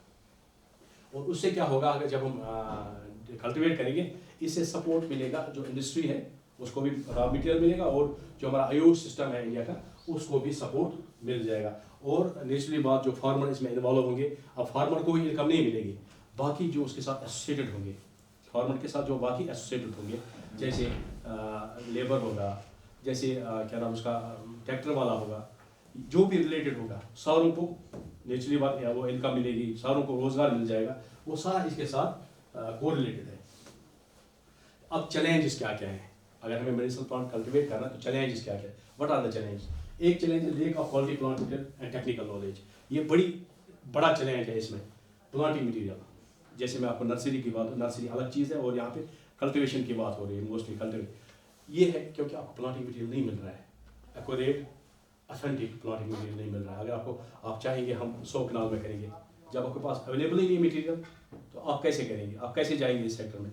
इसलिए उससे पहले का क्या है, आप अगर किसी को जाना होगा हम नर्सरी नेचुरली, या तो आप अपने लिए नर्सरी क्रिएट करें या थ्रू द स्टेट के लिए। अगर इस वक्त भी कोई जाएगा, आप ऑनलाइन ई चक्कर में डालेंगे मेरे पास कुट के या एकोनेटम के या किसी भी वर्जीनिया के 1 लाख प्लांट्स है, उसी टाइम आपको वापस हमें दे दो, और आप मनपसंद रेट उनको कह सकते हो, मनपसंद रेट अपनी मर्जी, क्योंकि कोई आपका कंपटीशन ही नहीं है। सर इस क्वालिटी प्लांट मटेरियल जो सर होता है, जैसे फॉर एग्जांपल हम बाकी सेक्टर्स देखते हैं, हम एनिमल हस्बेंड्री में अगर देखेंगे हमारे पास अगर गाय होती है, गाय की भी डिफरेंट, जैसे हॉलिस्टन होती है, जर्सी होती है, लोकल कश्मीरी गाय होती है, इनमें मिल्क प्रोडक्ट्स की डिफरेंस होती है। पोल्ट्री की बात करेंगे सर, पोल्ट्री में ब्रॉयलर है, ब्रॉयलर सिलेक्टिव ब्रीडिंग की थ्रू मतलब बहुत अच्छा परफॉर्म कर रहा है। वैसा कोई सिस्टम है सर सिलेक्टिव ब्रीडिंग का जो मेडिसिनल प्लांट्स में अभी है, जिससे फार्मर को और ज़्यादा बेनिफिट मिलेगा? देखो क्या होता है, अब क्वालिटी हम कैसे डिटरमाइन करेंगे कि ये अच्छी क्वालिटी है? अगर आप सीड से होंगे तो ट्रू टाइप होगा या कटिंग से। अब जब आपने कल्टिवेट किया, अब उसकी क्वालिटी कैसे मेंटेन होगी, क्वालिटी उसकी मेंटेन कैसे? दूसरी बात, प्लांट पैदा होगा तो उसकी जब न्यूट्रिशनल बैलेंस आप रखोगे तो उसका क्वालिटी मेंटेन होता है। अगर आप मैं आपको मिसाल दे दूँगा अपनी लाइफ के साथ, अगर कोई बच्चा होगा, सभी बच्चे पैदा होते हैं, जब जिसको न्यूट्रिशन अच्छा मिलता है तो वो कैसे, वो हेल्दी होता है, या उसकी जिसकी परवरिश अच्छी होती है वो राइट वे में जाता है, जिसकी परवरिश बैड होती है वो बैड वे में लग जाता है, या उसको नॉन न्यूट्रिशन बन जाता है। दैट इज वो हम उसको एक प्रॉपर या बेस्ट पर्सन नहीं बोलेंगे। जो आई मीन से जैसे सर फॉर एग्जांपल हमारे पास ब्रॉयलर है, that is the result of 70 years of selective breeding. वैसा कोई प्रोग्राम है सर? नहीं, अब अभी इसमें हम ब्रीडिंग तक पहुंचे ही नहीं। ब्रीडिंग तक अभी पहुंचे, ब्रीडिंग हम करते हैं जब को क्लोज रिलेटेड स्पीशीज होंगे। इनका है जो हमारा यहाँ पे सेंटर ऑफ एक्सेलेंस, उनका है नेक्स्ट स्टेप ब्रीडिंग। पहले हम ब्रीडिंग में हमें पहले जैसे ससूरिया के जो स्पीशीज होंगे सारे वो लाने हैं, या प्रोवेंसेस लाने हैं, सारे प्रोवेंसेस को जब हम जमा करेंगे उसके बाद हम देखेंगे बेस्ट कैरेक्टर किस में है। बेस्ट कैरेक्टर जो हमें कैरेक्टर चाहिए, जैसे कि हमें ससूरिया की बात करेंगे, हमें ससूरियन चाहिए उसमें जो वो बेस्ट कैरेक्टर। जब हम इवॉल्वेट करेंगे 10 स्पीशीज 10 प्रोवेंसेस को या 20 प्रोवेंसेस को, जिसमें बेस्ट निकलता है वो हमारा बेस्ट सोर्स हो गया। जब हम बेस्ट सोर्स को ले लेंगे फिर उसको हम क्या ब्रीड करेंगे, हम ससूरियन को बढ़ाना है। वो ब्रीडिंग बाद अभी हमारे पास क्या नाम उसका कलेक्शन भी नहीं है, प्रोवेंसेस भी नहीं है जिस पे हम बोलेंगे ये बेस्ट वाला सोर्स है। जैसे कि मैं आपको इसमें मिसाल दे देता हूँ, यहाँ पे बोलते हैं बेस्ट जो हमारा कॉनिफर सीड है देवदार का, दैट इज फ्रॉम लोला वैली। वो लोला वो भी कहीं सुनी बात है, वैसा कोई प्रोवेंस ट्रायल हुआ ही नहीं। अब ये क्यों बोला होगा फॉरेस्ट डिपार्टमेंट या यूनिवर्सिटी ने, क्यों बोला होगा? क्योंकि उन्होंने शो किया होगा, वो अच्छे से चढ़ा होगा, वो अच्छे से चढ़ा होगा, तभी उन्होंने बोला ऑन दैट बेस ये बेस्ट सोर्स है। या उसमें जो वायबिलिटी है या उसमें जर्मिनेशन पोटेंशियल अच्छा होगा, तो उस बेस पे गोल आगा। वैसे हमारी ब्रीडिंग लाइन्स पे इस पे काम नहीं हुआ, जो हमारे मेडिसिन प्लांट अभी कोई काम ब्रीडिंग लाइन्स पे अब हुआ है। जो देखो आप किस चीज़ में हुआ, जैसे आप बाहर जाइए, मिंट है, मिंट में बहुत सी ब्रीडिंग लाइन्स आ गई, क्योंकि वो अब उसमें एनिमल क्रॉप है, आपको हर साल वो आ रहा है, क्या नाम उसका, हार्वेस्ट आ रहा है। या लेवेंडर है, लेवेंडर एक बार लगाया तो 2 साल के बाद कंटिन्यू 10 साल तक चलता है। या रोजमेरी है, इन चीज इजी वाले क्रॉप्स में ब्रीडिंग लाइन हो चुकी है, वो एक्रोनाइज हो गई। जो आपका वाइल्ड है, वाइल्ड अभी तो आपका अभी पता ही नहीं है आपका कुट में ही कितने स्पीशीज है। यहाँ पे 4-5 स्पीशीज तो मैंने यहाँ पे दिखाई, अभी लोगों को पता, खाली कुट पता है, कुट के जो बाकी स्पीशीज है वो पता ही नहीं है। अब मैं और एक एग्जांपल आपको दे दूँगा, यहाँ पे बोलते हैं काउ डच, लाइसियम, सुना होगा। हर एक को पता है एक ही स्पीशीज, किसी को वो लोग डिफरेंशिएट नहीं कर पाते। अब जो इस वक्त स्टडी हो रही है, मेरे ख्याल से 7-8 होने चाहिए, मगर जो हमारा स्टूडेंट इनको पता होगा, उसने 4 बता दे, 4 स्पीशीज है, पीएचडी काम है वो, 4 स्पीशीज बता, लोगों को पता ही नहीं है। अब यहाँ पे जो वो एक्सट्रैक्ट हो रहा है वो एंडेंजर्ड स्पीशीज है, वो निकल रहा है, क्या नाम उसका, बर्बरीन के लिए, बर्बरीन उसमें कंटेंट निकल रहा है। अब क्या वो उसी स्पीशीज में या बाकी स्पीशीज में है? अब जो हमने पाया वो सारे एक स्पीशीज में है और उससे अच्छा कंटेंट है, और खाली वो रूट में नहीं है, वो स्टेम में भी है, वो लीफ में भी है, वो फ्रूट में भी है। अब अगर हम ये स्टडी जब पब्लिश हो जाएगी, नेक्स्ट बार लोग क्यों काटेंगे उस चीज़ को, वो उसका लीफ निकाल के प्लांट तो बच जाएगा। ये चीज़ें अभी बेसिक स्टडी अभी नहीं हुई है यहाँ पे, जो बेसिक चीज़ें हैं।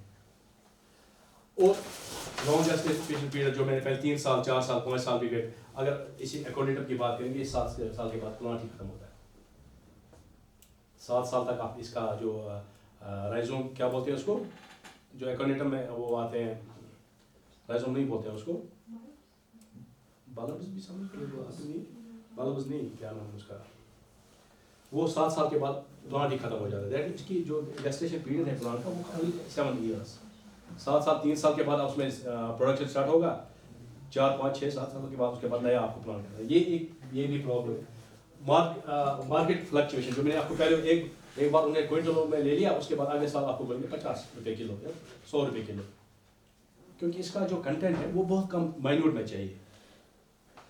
हार्वेस्टिंग पैकेज, पोस्ट हार्वेस्ट हमने निकाला, धूप में रखा, उसका जो फाइटोकेमिकल था वो खत्म हो गया, उसके बाद जब वो देखेंगे इंडस्ट्री वाले, उसमें था ही नहीं कुछ, वो आपको लेंगे नहीं। ये भी एक प्रॉब्लम है इसमें, कल्टिवेशन चैलेंज जो हमें आती है इसमें, या जो एक फार्मर को आ सकती हैं, या सर्टिफिकेशन इशू, आपको सर्टिफिकेट कौन दे देगा, अगर आपने कल्टिवेट किया तो सर्टिफिकेट कौन देगा, कौन सी स्कीम है जिसके अंदर आपको सर्टिफिकेट में, यहाँ इसका ये कल्टिवेशन प्रोड्यूस है, इसका वाइल्ड प्रोड्यूस नहीं है। अब यहाँ पे जो हो रहा है कुछ जगहों पे, अब वो बोल रहे हमारा कल्टिवेबल, अभी था आपने थे यहाँ पे था, क्या नाम उसका, इंटरेक्शन, तो उसमें एक ने बोला मेरे पास इतना कोट था, जब हमने देखा फैक्ट में उसके पास 5 प्लांट कोट के थे, तो घर में उसने उगाए थे 5 प्लांट, और उसके बाद वही में मटीरियल था, वो कहाँ से, वो सारा जंगल से। अब यही वो मिक्सअप होता है यहाँ पे मिक्सअप होता है, हम कल्टिवेट करते हैं 1 किलो और बाकी वहाँ से ला के हमारा कल्टिवेबल मटीरियल है। ये इश्यूज है इसमें हमारी मेडिसिनल प्लांट कल्टिवेशन। अब हमें कैसे हम कंजर्व करेंगे मेडिसिनल प्लांट को, इसमें डिफरेंट स्ट्रेटजीज है कैसे हम कंजर्व करेंगे। हमें यहाँ पे खाली हम फोकस करेंगे कल्टिवेशन पे। तो एक है इंस्टा कंजर्व, कि हम नेशनल पार्क क्रिएट करेंगे, हम रिजर्व्स करेंगे, सेंचुरीज करेंगे, या एक्स्ट्रा कंजर्वेशन, बॉटनिकल गार्डन्स है, सीड बैंक्स है, टिश्यू कल्चर है। Cultivation, how to reduce pressure on water, जो मैं बोल रहा हूँ, ensure state supply high quality planting material, sustainable harvesting, इससे भी हम स्पीशीज को कंजर्व करेंगे, collective in a way that does not damage the plant population. तो यहाँ पे एक चीज़ और ये नोट होना, अगर हमें जाना पड़ेगा एज ए साइंटिस्ट कलेक्शन के लिए, हम एक प्लांट को पूरा नहीं उखाड़ेंगे, थोड़ा सा उसमें रखेंगे ताकि वो फिर अपने आप को रिजनरेट करे, तो थोड़ा सा निकाल के, ताकि उससे भी हम मटेरियल को कंजर्व कर सकें, बायोलॉजिकल रिसोर्स को कंजर्व कर सकें। टेक ओनली मैच्योर, हम कभी कभार क्या वो गिना हम इमेच्योर को भी निकाल देते हैं, वो भी नहीं करना है, उससे भी हमारी थोड़ा सा बायोडाइवर्सिटी बढ़ जाएगी। हमें लोगों को अवेयर करना पड़ेगा, हम कैसे कलेक्शन करेंगे, कैसे कंजर्व करेंगे, कैसे हम कल्टिवेशन करेंगे, ये बड़े इंपॉर्टेंट एस्पेक्ट्स हैं इसमें। अगर हमें कंजर्वेशन स्ट्रेटजी, ये as a scientific conservation strategy कर रहा हूँ, यहाँ पे हम खाली जाएंगे कल्टिवेशन पे। ये मैंने पहले भी बोला आपको, कल्टिवेशन जब हम करते हैं वो हम या तो सीड से करेंगे, या तो हम कटिंग से करेंगे, या सीड हो, कटिंग हो, या राइजोम से। 3 चीज़ें ये, वो कोई क्या नाम उसका, आप ट्री ले लो या हर्ब ले लो, यही 3 चीज़ें है ना। आप इसको एसेक्सुअल बोलो या सेक्सुअल बोलो, कटिंग वो अलग चीज़ है, वो छोड़ो, वो साइंस छोड़ो। यहाँ पे हम as a layman, as a farmer अगर करना होगा तो कैसे करेगा, यही 3 चीज़ें होंगी। जैसे कि आप कोई भी प्लांट ले लेंगे तो आप उसके बारे में थोड़ा सा पढ़ेंगे, थोड़ा सा आप उस प्लांट की स्टडी पकड़ेंगे, उसका लाइफ साइकिल, क्या वो एनिमल प्लांट है, क्या वो बाइनिमल प्लांट है, क्या वो हर्ब है, क्या वो श्रब है, या वो ट्री है। जब आपको ये पता चलेगा इस प्लांट का नेचर कैसा है, किस कैटेगरी में हर्ब है, श्रब है या ट्री है, उसके बाद या उससे पहले आप देखेंगे उसकी डिमांड कितनी है। डिमांड मीन्स कि क्या वो एक्सपोर्ट हो रहा है, या वो क्या नाम उसका इंडस्ट्री की उसकी डिमांड है, और किस फॉर्म में उसकी डिमांड है। क्या वो क्रूड फॉर्म में है, क्या वो उसका रूट चाहिए या स्टम चाहिए या होल प्लांट चाहिए, और कब इसकी मैच्योरिटी होती है, किस स्टेज इसका मैच्योर है सिस्टम में। अच्छा, क्या वो एक्सपोर्ट हो रहा है, क्या हम इंपोर्ट वाली स्पीशीज को प्रोपगेट कर सकते हैं। इस पे भी लोग इस वक्त काम कर रहे हैं कि वो इंपोर्ट करेंगे वहाँ से स्पीशीज, क्योंकि उसमें कोई भी आपका वो नहीं होगा, क्या नाम उसका, कंपटीशन, कोई भी कंपटीशन। आप कोई स्पीशीज बोल सकते हैं जो इंपोर्ट हो रही है और लोगों ने कल्टिवेट भी की, कोई स्पीशीज आप बोल सकते हैं।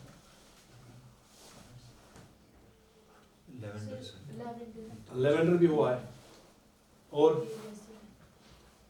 इस वक्त जो चल रहा है वो क्या नाम उसका, पूरे हिमाचल में चल रहा है, क्या नाम उसका, जो हींग जो है ना, वो इंपोर्ट होके अफगानिस्तान से और यहाँ पे इस वक्त कल्टिवेट हो रहा है, और उसका कोई भी आपस में कंपटीशन नहीं, जितना वो खुश कर रहे हैं, क्योंकि उसकी डिमांड बहुत, हींग जो हिंदू लोग हैं ना हर एक चीज़ में डाल रहे हैं, इतनी डिमांड है हींग की।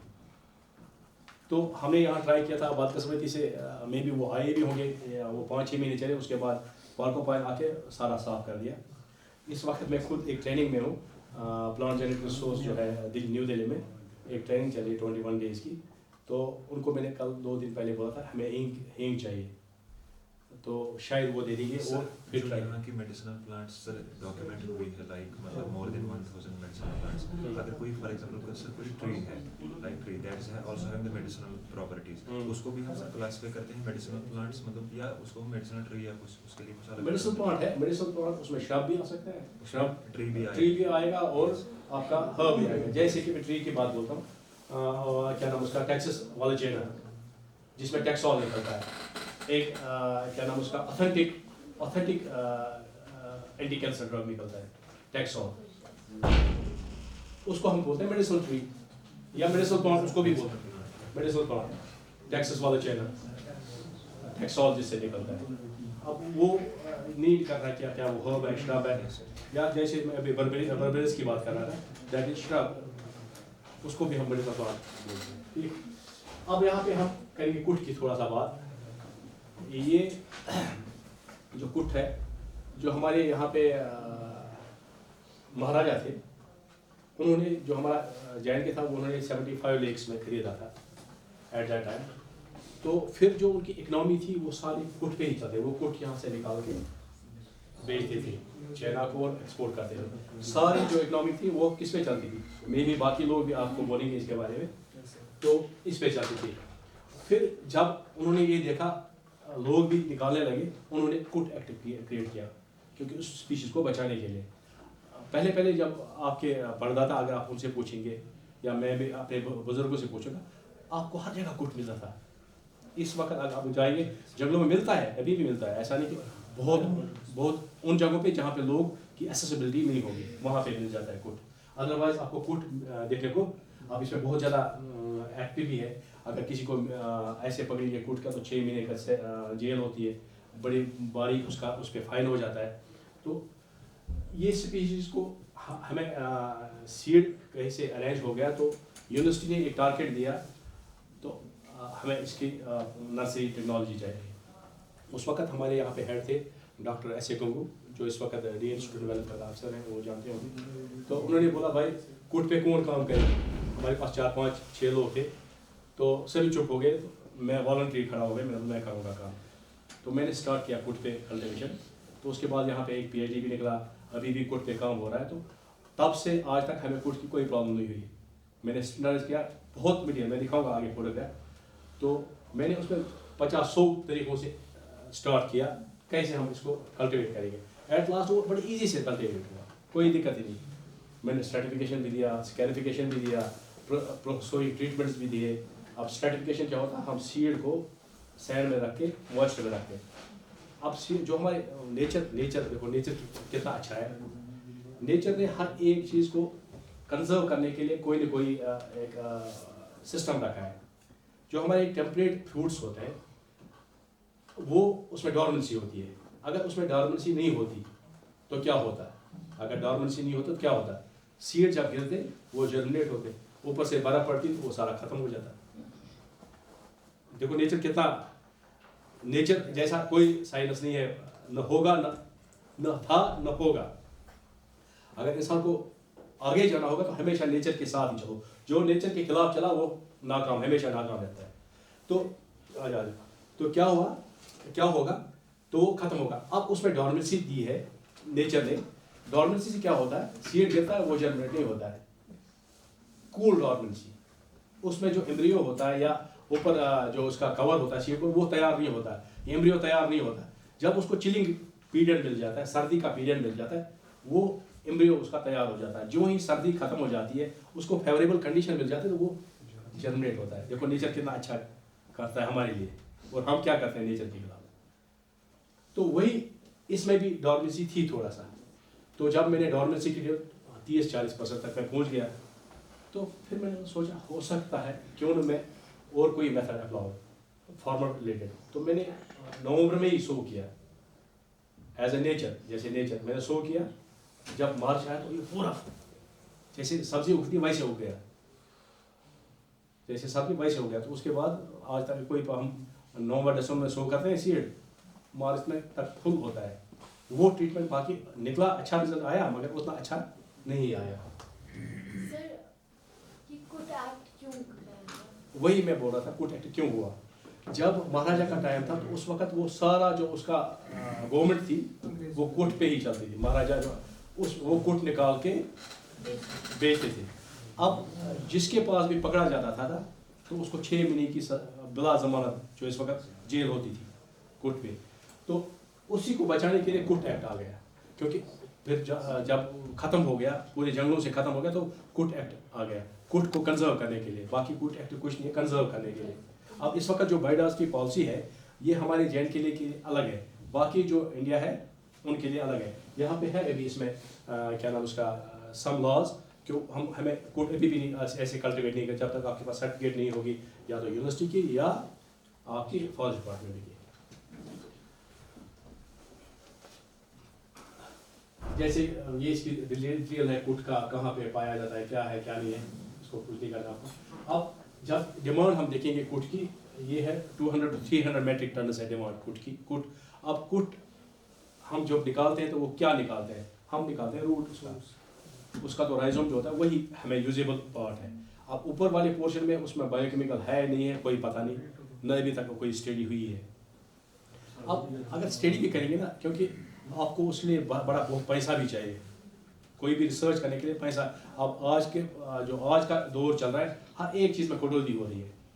जो रिसर्च में जितना पैसा आता था इंडिया में, उसमें लगभग 20-30% खत्म हो गया है। अब पैसा उतना नहीं मिलता है, अब चलाना पड़ता है, समझो चलाना पड़ता है। खाली कागजों में काम होता है तो वैसे तो नहीं होता। अब क्या नाम उसका 200-300 मेट्रिक डिमांड है, इसके मेट्रिक टन डिमांड है कुट की as a herbal industrial product. ये इंडेंजर्ड कैटेगरी में आता है, और जो इसका कीमत है वो है 880 रुपया फी किलोग्राम, 1 kg का इतना आ रहा है। जो मेन इसमें प्लांट वो ये सेकेंडरी मेटाबोलाइट्स इसमें है। अब कहाँ पे जो एंटी कैंसर है, एंटी हेप्टोटॉक्सिक है, अलग अलग हर। अब देखो चीज़ क्या है, जो हमारे हिमालयन मेडिसिनल प्लांट्स है ना, जो इनका फाइटोकेमिकल है, हर एक डिजीज के खिलाफ यूज़ होते हैं। मेनली अगर टारगेट एक डिजीज़ है मगर इनमें इतना फाइटोकेमिकल, क्योंकि अब ये फाइटोकेमिकल कैसे क्रिएट होते हैं जब उनको क्या नाम उसका उस माहौल जो माहौल है यहाँ का स्ट्रेस कंडीशन जो है वो मिलती है, तभी वो क्रिएट होते हैं वो फाइटोकेमिकल्स। ये हर एक डिजीज़ में होते हैं, हर एक प्लांट, अब कहीं पे कम कहीं पे ज़्यादा। ये इसका जो एक्टिविटी है यहाँ पे ये स्क्रीन किया गया, इन एक्टिविटीज़ में ये यूज़ होता है। जो हमारा कुट का जो क्या नाम उसका एक्सट्रैक्ट है या उसका जो फाइटोकेमिकल, इन चीज़ों में ये यूज़ होता है। कैंसर से छोटी बीमारी से लेके बड़ी बीमारी तक। अब कुट कैसे नाम पड़ गया, क्योंकि पहले तब जो कुट ऑयल निकालते थे, फिर जो जिनका वो घुटनों में दर्द होता था वो उसमें थोड़ा सा मालिश करके वो ठीक होते थे दर्द। अब आज नहीं ठीक होंगे मगर, क्योंकि आज का जो सिस्टम है ये सारा साइकोलॉजिकल होता है सारा। नहीं हम इससे ठीक हैं क्योंकि ये तो ये क्या ऑयल है, क्योंकि आज तो जो इसके यूजेस हैं सर, इस पे कुछ चैलेंज स्टडीज हुई हैं सर? इसमें ये हर एक ये तो सारा ऑथेंटिक रिकॉर्ड है। ये तो एंटी कैंसर है कि आप अभी मोबाइल में करो कुट एज एंटी कैंसर, आपको 100 रेफरेंस मिल जाएगी। सर आई मीन मतलब कोई ऑर्गेनिज्म होता है सर, जैसे रैट्स होते हैं जो लैब एनिमल्स। हाँ एज एनिमल ट्रायल्स, हाँ एनिमल ट्रायल्स ऐसे नहीं एज एनिमल, तभी आप पब्लिश कर सकते हैं ना। आप बोलेंगे एंटी कैंसर प्रॉपर्टीज, आप कैसे बोलेंगे? या तो आप फाइटोकेमिकली प्रूव करेंगे या तो आप एनिमल ट्रायल्स करेंगे रेट पे या क्या आपको बाकी वेज है, वैसे आप नहीं कर सकते ना। पब्लिश करेंगे तो कोई हथकड़ियाँ पड़ जाएगी। तो जो मैंने आपको अभी स्टोरी सुनाई तो वहाँ ये हमारा वहीं से था, डायरेक्टर रिसर्च से था कि आप हमें कल्टीवेट करके दे दो कुट को। फिर एट लास्ट हम तैयार हो गए, ये 2018-2019 की बात है। ये कुछ ट्रीटमेंट्स दिए थे, फिर जब हमने देखा तो कुछ ट्रीटमेंट अच्छा रिजल्ट है, जैसे कि आप एक ट्रीटमेंट में 92% रिजल्ट आया, तो वो एज ए नेचुरल स्ट्रेटिफिकेशन ही था वो। फिर उसको हमने उस वक्त क्या था, हमारा ये जो स्ट्रेटिफिकेशन था वो था आउटडोर स्ट्रेटिफिकेशन। हमने सीड रखा था एक पिट में, उसमें सैंड भी रखा था, थोड़ा मॉइस्ट रखा था। तो जब हमने मार्च में शो किया तो वो अच्छा जनरेशन, तो उसी को हमने फिर, क्योंकि एक फार्मर वो साइंटिफिकली नहीं कर सकता, तो उसको हमने रिप्लेस किया। क्यों ना हम अक्टूबर नवंबर में ही शो करें, ये कंडीशन देके वो थ्रो हो गया।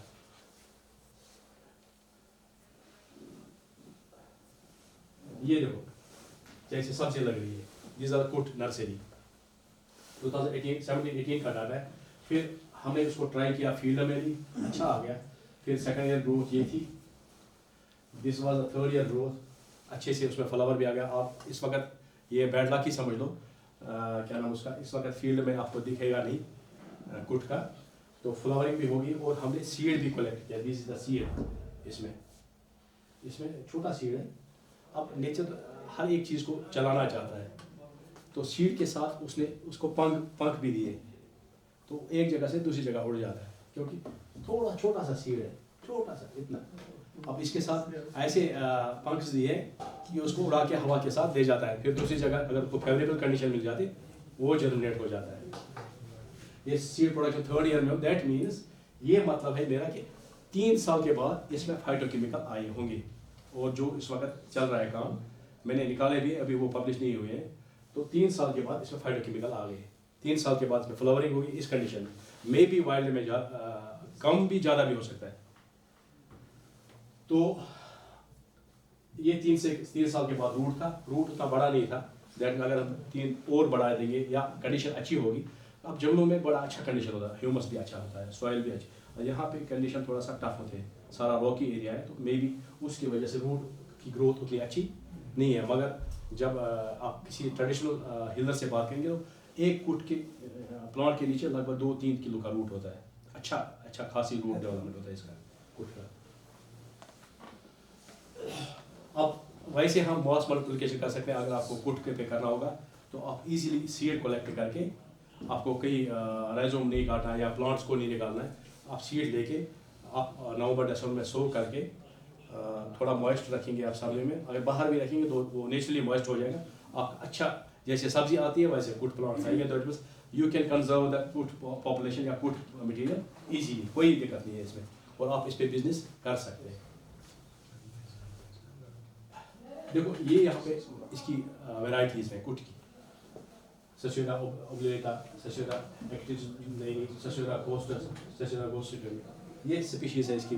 अब इस पे भी काम, बाकी स्पीशीज पे काम ये हमारे यहाँ पे खाली कुट ही सभी को पता था, कुट। ये बाकी स्पीशीज भी है इसमें, कुट में, जो इस वक्त हमारे हिमालयाज में है, यहाँ मेनली कश्मीर में, ये कश्मीर की है। फिर और एक की भी आपको मैं मिसाल दे दूँगा, जो उसमें आपको बोल रहा था बर्बेरस। जो बर्बेरस है ये भी इंडेंजर्ड स्पीशीज है, ये श्रब है जिसको हम कावदच बोलते हैं। अब हर एक को बोलते हैं बर्बेरस, मगर जो असली जिसमें अभी तक स्टडी हुआ था वो बर्बेरस आर स्टेट है। अब उसकी खासियत आप कैसे पहचानेंगे? जब अक्टूबर नवंबर आएगा, अक्टूबर नवंबर में क्या होगा, जो बर्बेरस वो वाला होगा वो रेड हो जाएगा, रेड कलर के उसके लीव्स हो जाएंगे, रेड कलर के उसके स्टेम हो जाएंगे, उसके बाद वो उसके लीव्स वो गिर जाएंगे, वो डेसिडुअस इन नेचर है। जो बाकी बर्बेरस लाइसियम है या बाकी बर्बेरस वो डेसिडुअस इन नेचर नहीं है, वो एवरग्रीन है। वो जो एवरग्रीन वाला वो बर्बेरस लाइसियम है। जो इस वक्त काम हो रहा है वो सभी स्पीशीज को लेके, क्या इसमें बर्बेरिन कंटेंट जो है क्या वो सभी में है या खाली इसी में है, वही काम हो रहा है। तो या खाली वो रूट में है, क्योंकि इसका भी हम रूट ही निकालते हैं, इसका भी हम रूट ही निकालते हैं। तो बर्बेरिन निकालने के लिए क्या वो रूट में है, क्या वो स्टेम में है, क्या वो लीव्स में भी है, उस पे काम हो रहा है। ये भी इंडेंजर्ड स्पीशीज है। अगर आप इसकी एक्सप्लॉयटेशन, क्योंकि ये इसका रूट है तो तभी इसका एक्सप्लॉयट किया। और अब इसमें प्रॉब्लम है, इसमें जो सीड है इसकी खतरनाक स्ट्रेटिफिकेशन है। 1 2 3 4 5 स्टूडेंट ने अभी तक इस पर काम किया है, मेरे 5 स्टूडेंट ने, क्योंकि ये मेरा अपना पर्सनल काम था।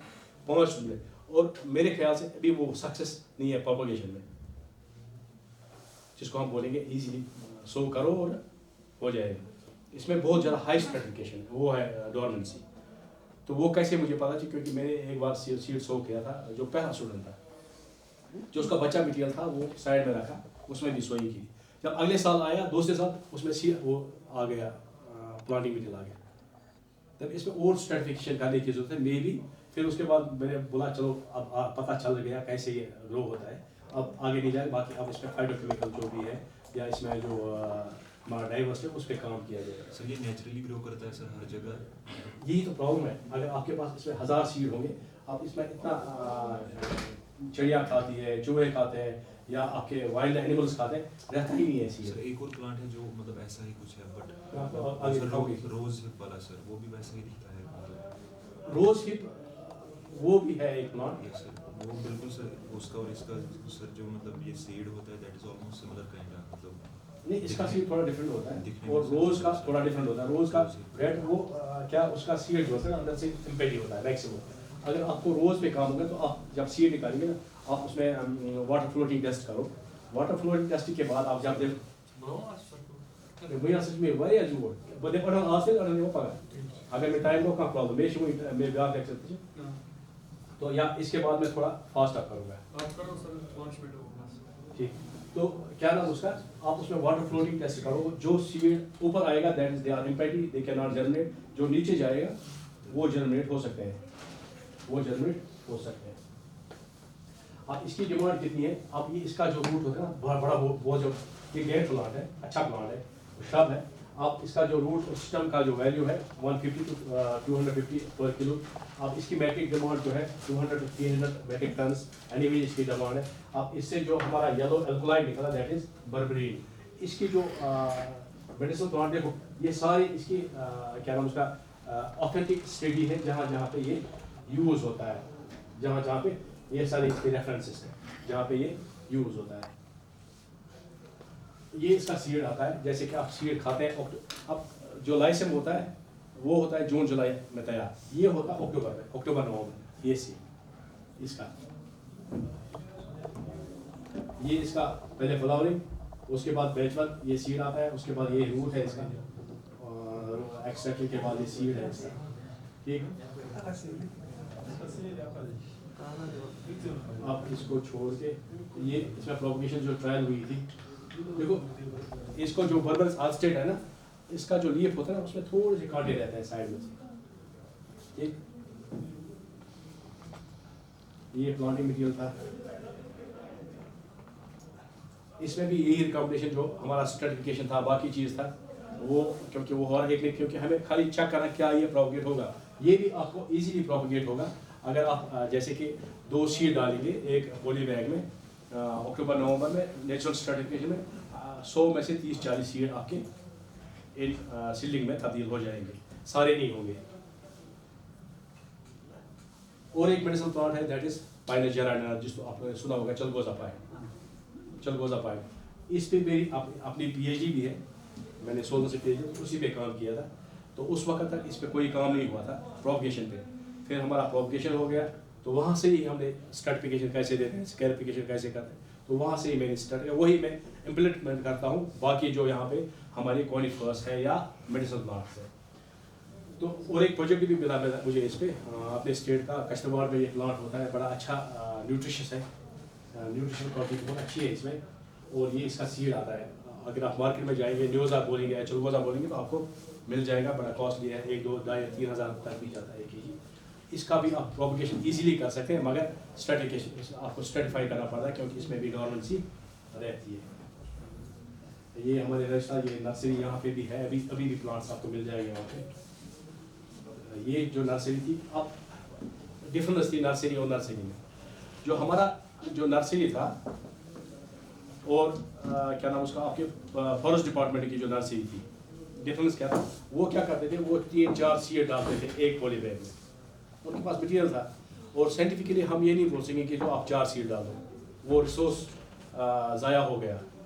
तो हमने क्या किया, हमने इसमें स्ट्रेटजी एक्सपेरिमेंट, बहुत से एक्सपेरिमेंट करके हम इस नतीजे पे पहुँचे अगर आप इसमें स्ट्रेटिफाई करोगे सीड को तो आपकी जर्मिनेशन जो होगी वो 90% तक हो जाएगी। जिस सीड का भी आपका जो स्ट्रेटिफिकेशन, वो जर्मिनेशन 50 से अबो है, वो गुड माना जाता है फॉर नर्सरी के लिए। अगर 50 से बिलो है दैट मीन्स आप उसमें प्रॉब्लम है। स्ट्रेटिफिकेशन करने के बाद वैसे तो 35% है इसमें, अगर आप सीधा सीड डालोगे तो 35, जब आप इसमें एक्सपेरिमेंट करोगे तो आप 90 तक पहुंच जाते हैं। तो ये इनकी सीडिंग थी, इन्होंने 2 सीड डाले थे, तो उनके उसके बाद ये वाला था। तो जब उनको हमने बोला नहीं आप ऐसे करो, इसमें स्ट्रेटिफाई करो सीड, उसके बाद करो, अगले साल उन्हें ऐसे किया तो अच्छा है माशाल्लाह। उनके पास कश्तवाड़ में अच्छी नर्सरी है अब इसकी, क्योंकि कश्तवाड़ में काफ़ी पाया जाता है पाइनस जेरानिना।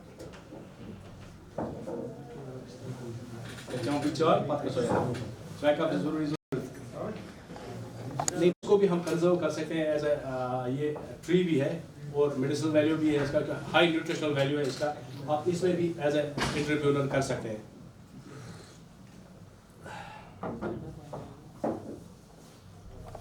और एक यहाँ पे आप लोगों को देखा भी होगा पैगम हरमाला, उसको इस्बत बोलते हैं, सुना है किसी, हर एक घर में यूज़ करता है। अब किस लिए यूज़ करता है, बोलते हैं फला भाग जाती है, बाकी चीज़ें, इसका हाईली मेडिसिनल वैल्यू है इसका। अब यहाँ पे पहले पॉपुलेशन थी हमारी पैगम हरमाला की, जैसे सिंथन में था या वहाँ पे मलबाग में था या आपके पटन एरिया में था, इस वक्त अब नहीं रही है।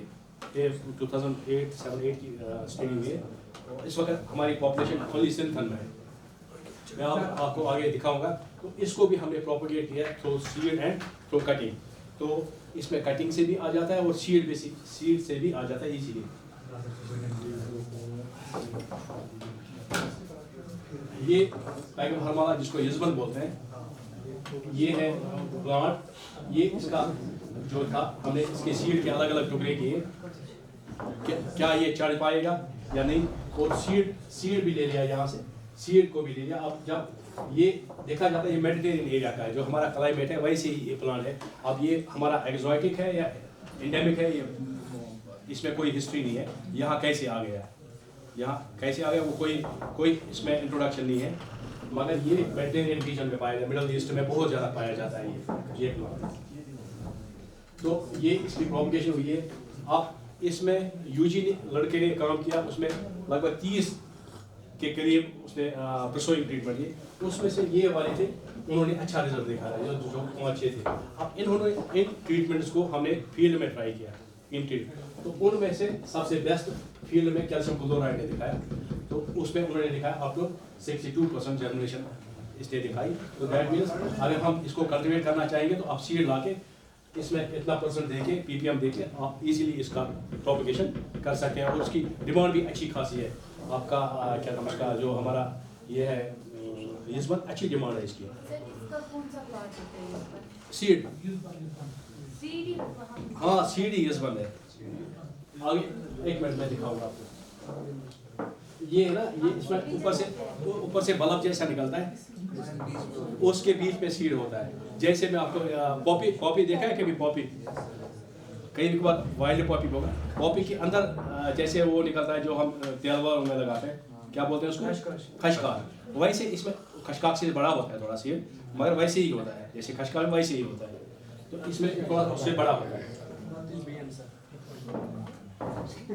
ये यहाँ पे प्रोपगेशन हुई थी, तो राइजोम जो हमने अलग अलग राइजोम टाइप्स दिए थे, अच्छा प्रोपगेशन इसमें भी हुआ, तो सीड से भी आराम से आ सकते हैं आप। और एक है जैसे एकोनेटम पे भी काम किया, तो वो भी अच्छा आ गया। यहाँ हमने इसको भी प्रोपगेट किया, 4-5 लोगों ने इस पर काम किया है यहाँ पे एकोनेटम पे। और एकोनेटम जिसको बोलते हैं बूंद को, उस पर भी काम हुआ है, अच्छी जर्मिनेशन है, उस पर भी अच्छा प्रोपगेशन मटेरियल है, कोई कर सकता है, इस पर भी जा सकता है।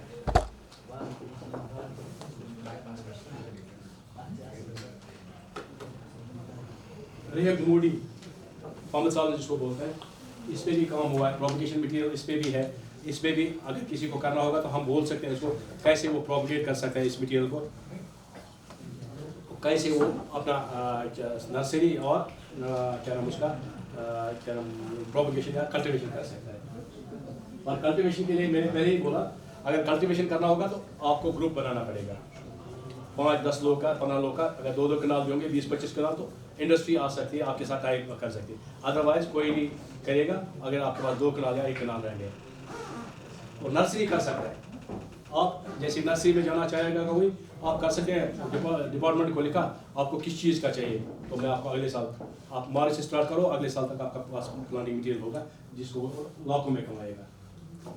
और एक स्टडी जिसमें आर्टिमिसिया को कल्टिवेट किया गया है और अर्नेबिया बेंथीमिया को भी कल्टिवेट किया गया है, और ये फील्ड परफॉर्मेंस है उसकी कोट की। और एक है मलेशिया जिसको लेमन बॉम बोलते हैं, इसकी बड़ी अच्छी लेमन टी चलती है, मगर जब वेट होता है अच्छा लेमन बॉम है। इसकी भी टी, इसका भी कल्टिवेट हुआ है यहाँ पे। अगर आप लोग एक चीज़ कर सकते हैं, इस वक्त आप लोगों ने फोटोग्राफ देखे, अगर आप मई जून में आएंगे तो आप नेचुरली ये प्लांट सारे देखेंगे फील्ड में, जो हमारे डिवीजन ने यहाँ पे किए हैं सारे। इसमें हर एक में इन्वॉल्वड है नंबर ऑफ पर्सन्स और नंबर ऑफ ईयर्स। अब ये 1 साल का काम नहीं है, 4-5 साल लगते हैं हर एक चीज़ को स्टैंडर्डाइज करने में। उसके बाद पब्लिश, वो अलग बात है, पब्लिश करने या स्टैंडर्डाइज करने में 4-5 साल लगते हैं।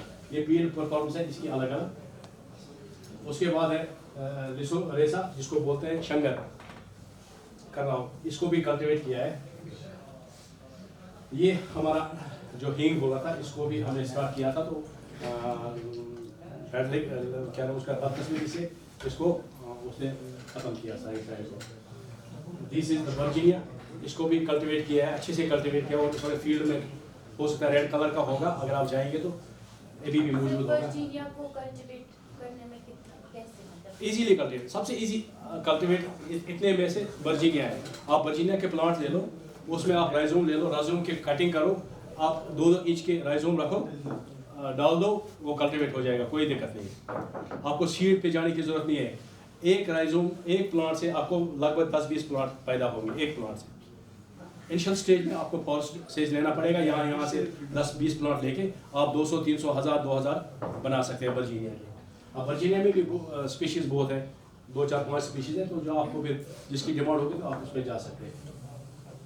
This is the lavender garden जो हमारा यहाँ पे है, और rosemary and rose garden, poly houses जहाँ पे हम नर्सरी कल्टिवेशन कर रहे हैं इस वक्त, क्योंकि हमारी जो डिमांड रहती है वो मार्च में रहती है। अगर हम यहाँ डालेंगे तो उसकी ग्रोथ कम होगी अगर ओपन में डालेंगे, क्योंकि मार्च में हमें अभी किसान मेला होगा तो हमें भेजना पड़ता है, तो हम पोलिया हाउसेस में डाल के इसकी ग्रोथ फास्ट करके चलता है फास्ट का। ये रोज, दिस इज द कुटकी जो आप बोल रहे थे, ये वाला ये कुटका हो गया, ये हो गया कुटकी का कुड़ू। ये हो गया लेवेंडर कल्टीवेशन, ये हो गया एक्वरस एक प्रोजेक्ट था हमारे डॉक्टर इश्तियाक का, तो उन्होंने कल्टीवेट करके हमारा RCF को दे दिया था मटेरियल, 20,000 प्लांट दिए थे।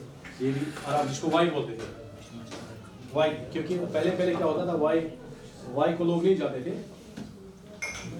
हकीम लोग जानते थे जब गाउट का हो गया यहाँ पे अपने उस संभल एरिया में, तो वहाँ पे जो पीर था वो देता था छोटी बांध के बच्चों को ये डालते थे, फिर बच्चे चूसते थे तो उनका वो ठीक होता था। ये ट्रेडिशनल इसकी नॉलेज है। अब वहाँ पे वाई यूज़ होता है। अब जो रेवेन्यू जनरेशन होता है हमारा इसमें नर्सरी से, अगर हम लेवेंडर की बात करेंगे, यहाँ पे क्वालिटी मटेरियल हम कहाँ पे 5 लाख एनुअली हम कमा रहे हैं नर्सरी से, मिनिमम। अब सारा नहीं दिखाना पड़ता, थोड़ा थोड़ा ऊपर ऊपर दिखा रहा हूँ। तो जब हम रोज़ की बात करेंगे, हम एक रोज़ गवर्नमेंट से 2.5 लाख कमा सकते हैं आफ्टर 2-3 ईयर्स के बाद, क्योंकि इसमें रोज़ टिप्स निकलते हैं, रोज़ पेटल्स निकलेंगे या रोज़ ऑयल निकलेगा। अब लेवेंडर पे भी हम 4-5 लाख कमाते हैं इजीली। अब लेवेंडर में आपका रोटेशन जो है, रोटेशन अभी तक नहीं देखा, 10 साल का रोटेशन है। 10 साल के बाद इसकी डिक्लाइन होती है प्रोडक्टिविटी। ओके, तो अब 10 साल से आराम से, ये हमारे वाइस चांसलर हैं, ये गवर्नमेंट में आए हैं, तो ये हमारे प्रोडक्ट्स हैं रोज़ के, इसके लेवेंडर के, सॉरी लेवेंडर क्रीम है, लेवेंडर ऑयल है, या लेवेंडर मिस्ट है। This is the rosemary based products, और ये इसकी ऑलमोस्ट इकोनॉमी है हमारी जो आ रही है इस वक्त। और हमने एट्रोपा एक्यूमुलेटा को बेलोडोना जिसको बोलते हैं, उसकी भी नर्सरी इतनी अच्छी है यहाँ पे, और उसको भी कल्टिवेट किया है। आप इन चीज़ों में से किसी में भी जाते हो, आपको टेक्नोलॉजी, मतलब है कि आपको टेक्नोलॉजी मिल जाएगी। ये हो गया ट्रिलियम। अब देखो जो एस्टिमेटेड कॉस्ट है, ये कितना कंजप्शन हो रहा है इस वक्त, प्रेजेंटली कितना डिमांड है इसकी। कुछ प्रोडक्ट्स का मैंने रखा है, जैसे कुट का 164 मेट्रिक टन्स की डिमांड है इस वक्त, मैरी गोल्ड का 265, रोजमेरी का 198, लेवेंडर का 213, कुटकी का 568, मुश्किल का 207।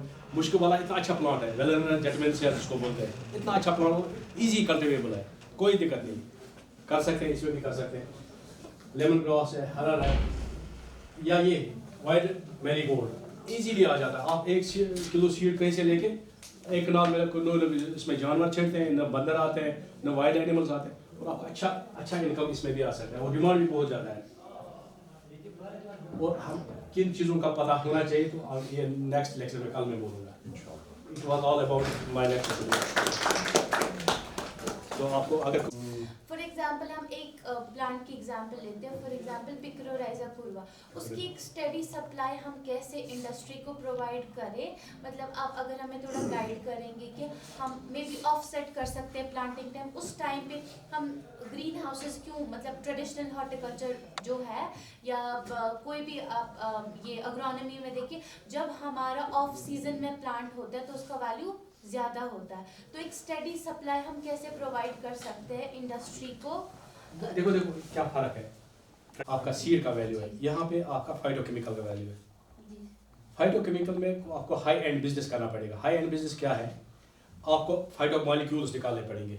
फाइटो मॉलिक्यूल्स निकालने के लिए आपके पास लैब भी होनी चाहिए, आपके पास एक्सपर्टाइज भी होना चाहिए, और आपके पास रिसोर्स भी होना चाहिए। अब रिसोर्स कहाँ से मिलेगा? रिसोर्स तो आपको वही मैं जो अभी बोल रहा था, फार्मर्स को यूनिट करना पड़ेगा 10, 20, 25 लाख, वहाँ पे उस लैंड में लगाना पड़ेगा जिस लैंड में और कोई कल्टिवेशन नहीं होगी, क्योंकि तब प्रेशर पड़ेगा। देखो प्रेशर कैसे पड़ेगा, आप बोलोगे मैं उस लैंड में लगाऊंगी जहाँ से मुझे इनकम इस वक्त आ रही है, जैसे वेजिटेबल आपका गार्डन है, आप वहाँ पे लगाओगे तो आपको घर में तो क्या नाम उसका मार्केट ही होगी। हमें तो साल की वेजिटेबल्स, आपने तो लैंड ही खराब कर दी। आप उस लैंड पे जहाँ पे कुछ नहीं आ रहा है, वहाँ पे आपने लगा दिया, 3 साल के बाद वेट किया, 3 साल के बाद आपका इनकम आ गया। और इनकम तभी सस्टेन होगा जब आपके पास जुड़े होंगे 10, 20, 25 लोग। आपके पास बहुत ज़्यादा बड़ा फील्ड, वास्ट फील्ड होना चाहिए, 30 कनाल, 40 कनाल, 50 कनाल का होना चाहिए।